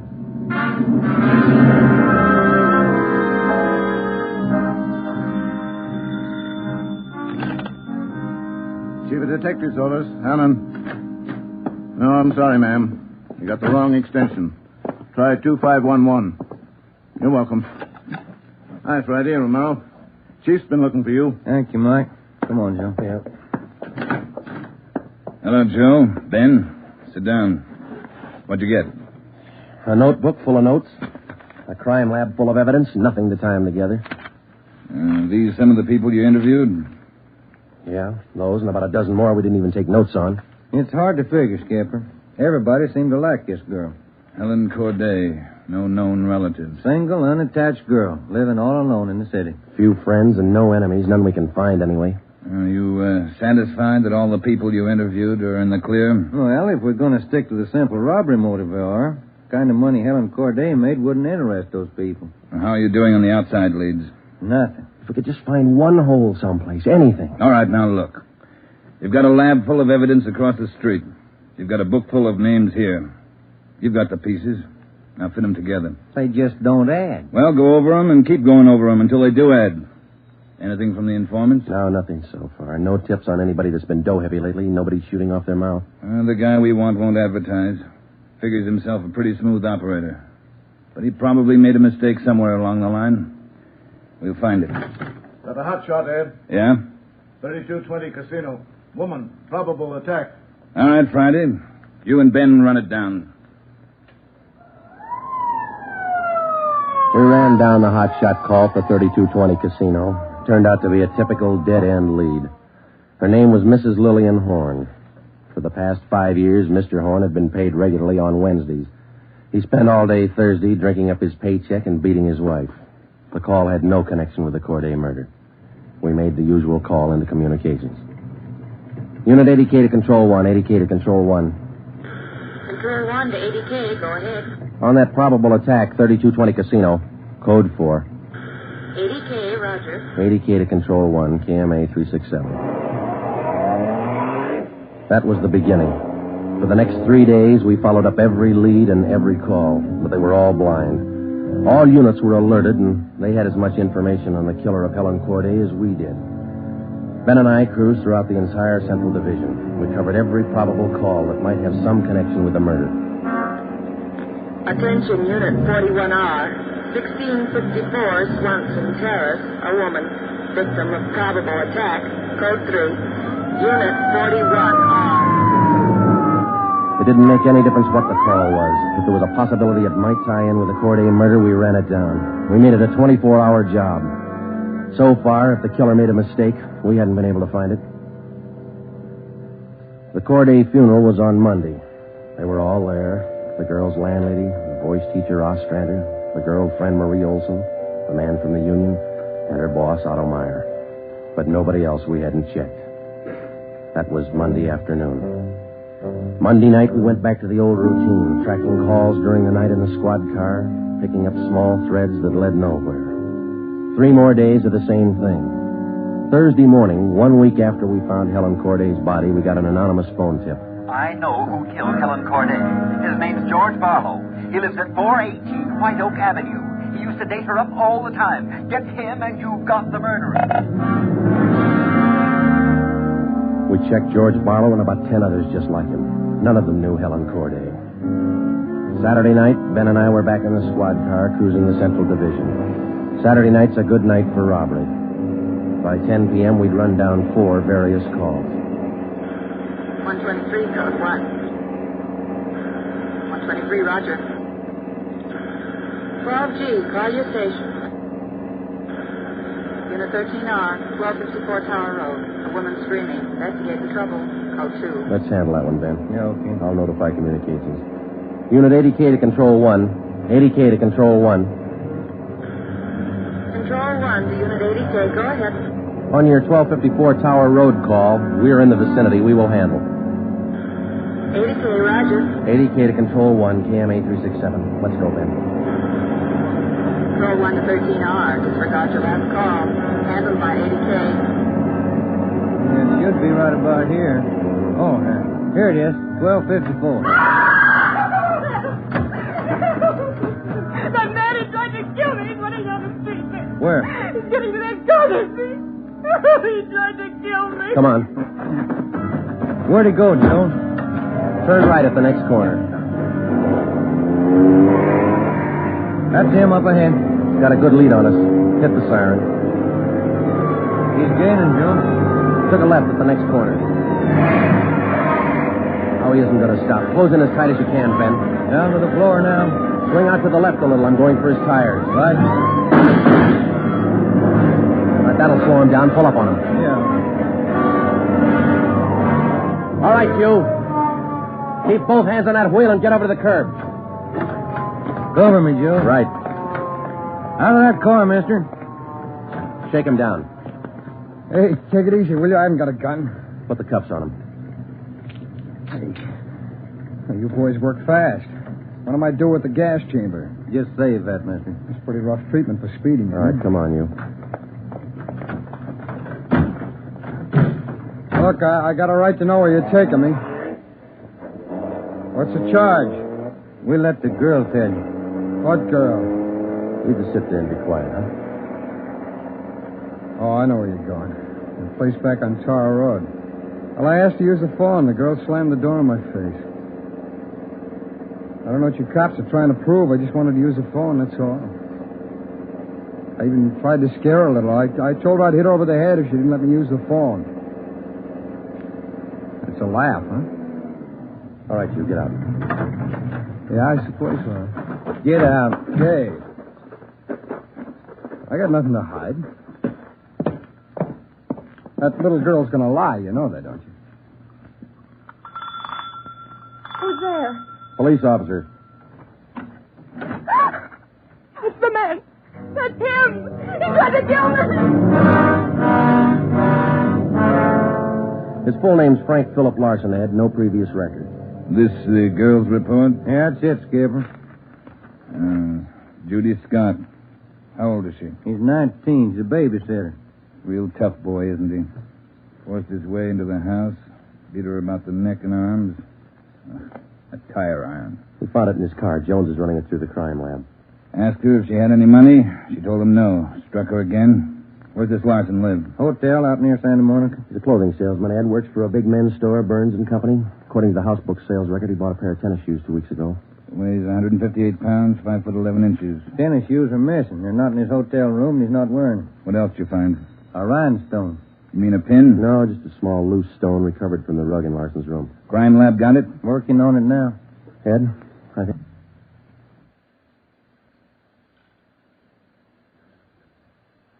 We got the man who killed Helen Corday. A few scraps of circumstantial evidence and a hunch. That's not much to go on. Larson had gone after the little Scott girl with a tire iron. Wasn't much of a tie-in, but we had to be sure. All that day, we checked Frank Larson's alibi for the night of Helen Corday's murder. We interviewed the personnel manager at Burns and Company where he worked. We talked to all the clerks who knew him. The manager of the hotel where he lived. We found out everything we could about Frank Larson. And that night at 10 o'clock, we had the prisoner brought to the interrogation room. How are you, Larson? Fine. Just fine. I like jail. Sit down. Lousy weather, been foggy all over town. I wouldn't know. I've been inside all day. How old are you, Larson? 31, same as the last time you asked me. Where'd you go to school? I didn't. I was born smart. You sell clothes, don't you, Larson? We know you work for Burns and Company. Remember, you told us. What is all this? What are you guys trying to build? Just want to know if you like selling clothes. That's all. What do you coppers know about clothes? One blue serge a year is your speed. You know quite a bit about clothes, don't you? I've been selling them for 5 years. Can you tell me something I've been wondering about? What's that? Are your socks and tie always supposed to match? That's what the style books say. Bet you always know the right things to wear, don't you? You wouldn't wear black shoes with a brown suit, would you? Is that what you're keeping me here for? Style, is it? Oh, would you? Would you wear black shoes with a brown suit? Most people wouldn't.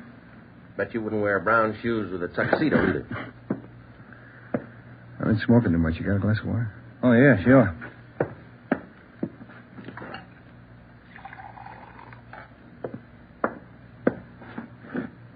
There you are, Larson. Thanks. That's good and cold. How about it? Would you ever wear brown shoes with a tux? Nobody would. That's a navy blue flannel you got on there, isn't it? Yeah. It's a good-looking suit. Stop around sometime. Get you a good deal. Suit like that flannel there you're wearing, you'd never wear tennis shoes with an outfit like that, would you? What do you think? I think you did. I think you wore them the night you killed Helen Corday. Who? Maybe you didn't have the blue suit on, but you were wearing tennis shoes, Sport King, size 9. Sell for $5.95. You picked them up at a discount. Cost you $3.25. Where'd you get that? Out of the house book, Burns and Company. You wouldn't have those shoes around now, would you? We couldn't find them in your hotel room. Your boss, Mr. Craig, used to think a lot of you, Larson. Before you started drinking on the job, your commissions used to run pretty high up the last couple of months. What happened? That cheap rye get to you? Well, you two really nosed around, didn't you? When are you going to tell me what I eat for breakfast? Cornflakes, cup of coffee, donut, sometimes 2 donuts when you're hungry. Elsie waits on you at the Royal Cafe. She gets a dime tip. Can I have some more of that water? Help yourself, there's a cooler. They're good and cold. How about it, Larson? Where are the tennis shoes? They wore out. In 3 weeks? Can't be very good tennis shoes. Oh, they didn't wear out. What'd you do with them? You know all the answers. You figure it out. We know you bought the tennis shoes. We don't know where they are now. We know you had them, size 9. 3 feet from the body of Helen Corday, we found 2 size 9 footprints made by a pair of Sport King tennis shoes. We figured the man weighed about 150 pounds. You weigh 158. Figured he's about 5'10". You're 5'11". You come awful close to being the same build as the man who killed Helen Corday, don't you, Larson? And you wear the same size tennis shoes, same brand name. A lot of people wear 9s. It's the average size. They sell a lot of Sport Kings, too. Everybody wears them. If we could find your pair, might make a difference. Doesn't mean your tennis shoes made the prints with the body. Doesn't prove it didn't, neither. What'd you do with them, Larson? I threw them away. That's too bad. Might make a difference. No, what difference could it make? I threw them away, that's all. Now, how about the mate to this glove? I never saw it before. Found this right-hand glove by the body of Helen Corday. Just an ordinary cotton work glove. Everybody wears them. If we could find the missing left glove, why, it might make a difference. Size medium. That's average, too, isn't it, Larson? I never saw work gloves. I wouldn't know. No, but you bought work gloves, haven't you? Not a pair of those. Mean like this, don't you? We only got one. What kind of work gloves did you buy? I didn't buy any. You just said you did. I never said I bought any work gloves. You bought tennis shoes, though, didn't you? I told you I bought the tennis shoes. Didn't I tell you I bought them? No, you didn't tell us. We told you. Found out from Burns and Company where you were. All right, you told me. I bought them. You know that. Same kind of tennis shoes that made footprints by Helen Corday's body. It wasn't me. Then why won't you tell us what you did with them? I've already told you I threw them away. They were only 3 weeks old. Must have worn out awful fast. I didn't say they wore out. They got too dirty. No, you told us they wore out. Remember, Larson? I don't remember what I told you, but I don't have them now. We know you don't have them now. Where are they? He told us. They got too dirty. Right, Larson? Yes. Yes, that's what I said. Anyhow, you haven't got them now. No, I haven't got them now. All right, now, just for the record, Larson, which was it? Did they get too dirty or did they wear out? Whatever I said before. You said both before, Larson. All right, I said both. You haven't got anything on me. We got that little Scott girl statement from last night. She said you tried to kill her. She's lying. I told you she'd lie, didn't I?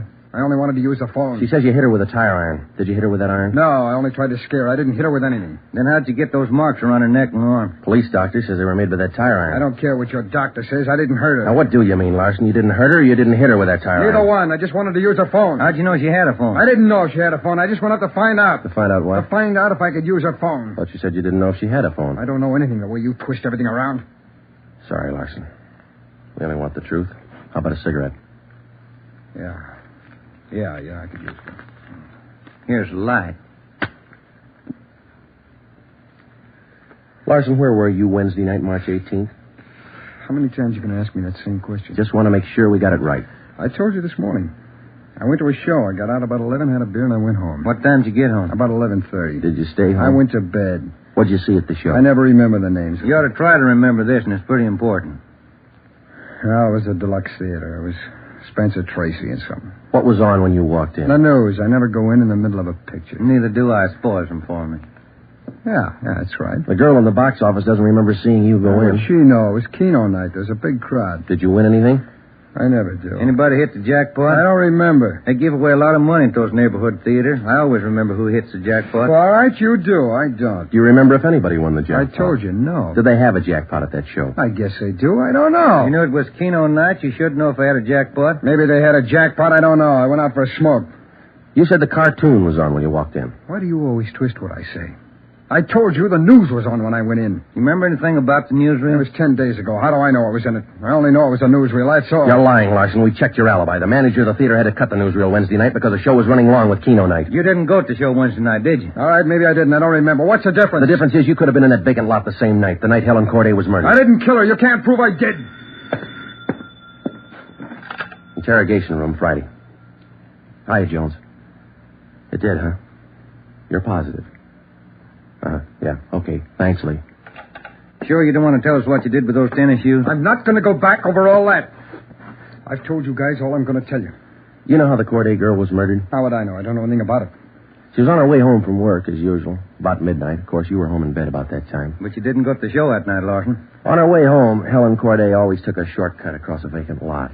She was about halfway through the lot when the murderer tried to grab her purse. She screamed and he struck her. Hit her several times with a piece of steel pipe 14 inches long. He beat her to death with that piece of steel pipe. Then he dropped the pipe in the right-hand cotton work glove. He left 2 footprints, size 9, Sport King tennis shoes. I know all that. Well, here's something you don't know. When the killer scooped the paper money out of that girl's purse, he accidentally took along a loose rhinestone. A stone that fell out of a cheap barrette in the bottom of her bag. He carried that stone home with him. When he reached in his pocket to pull out the money he stole from her, the rhinestone fell on the floor. So? We found that rhinestone on the rug in your hotel room. Well, I haven't lived in that hotel room all my life. Maybe the tenant before me dropped it there. No, not this one. We checked the cement that held it in that barrette. It matches the glue on the stone.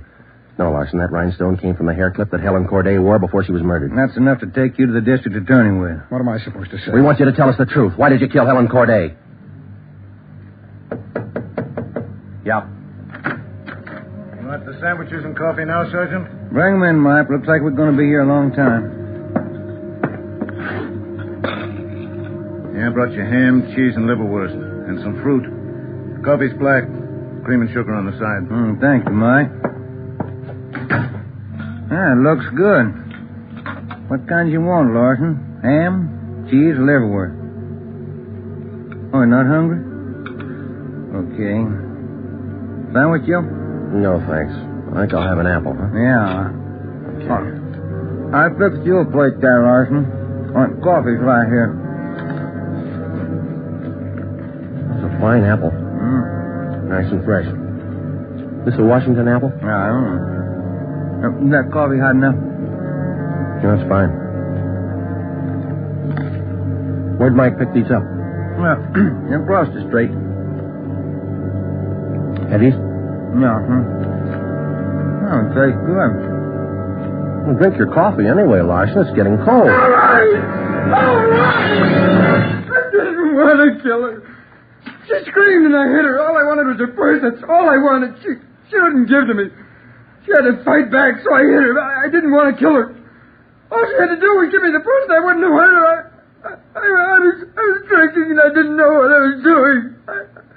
I was drunk. I didn't mean to kill her. I didn't mean to kill her. Mike. Yeah, Joe? Stay with him. We'll call the stenographer.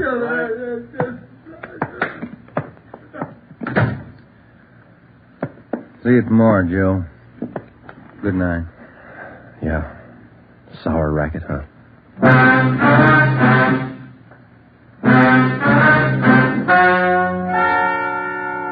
The story you have just heard is true. Only the names were changed to protect the innocent. Frank Philip Larson was tried and convicted of murder in the first degree. He was executed in the lethal gas chamber at the state penitentiary.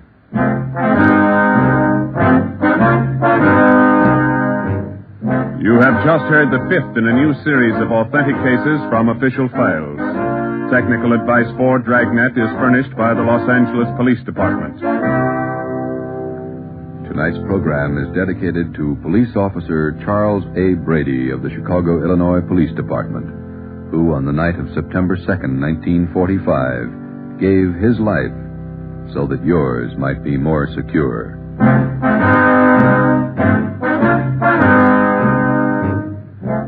Dragnet came to you from Los Angeles. This is NBC, the national broadcasting company.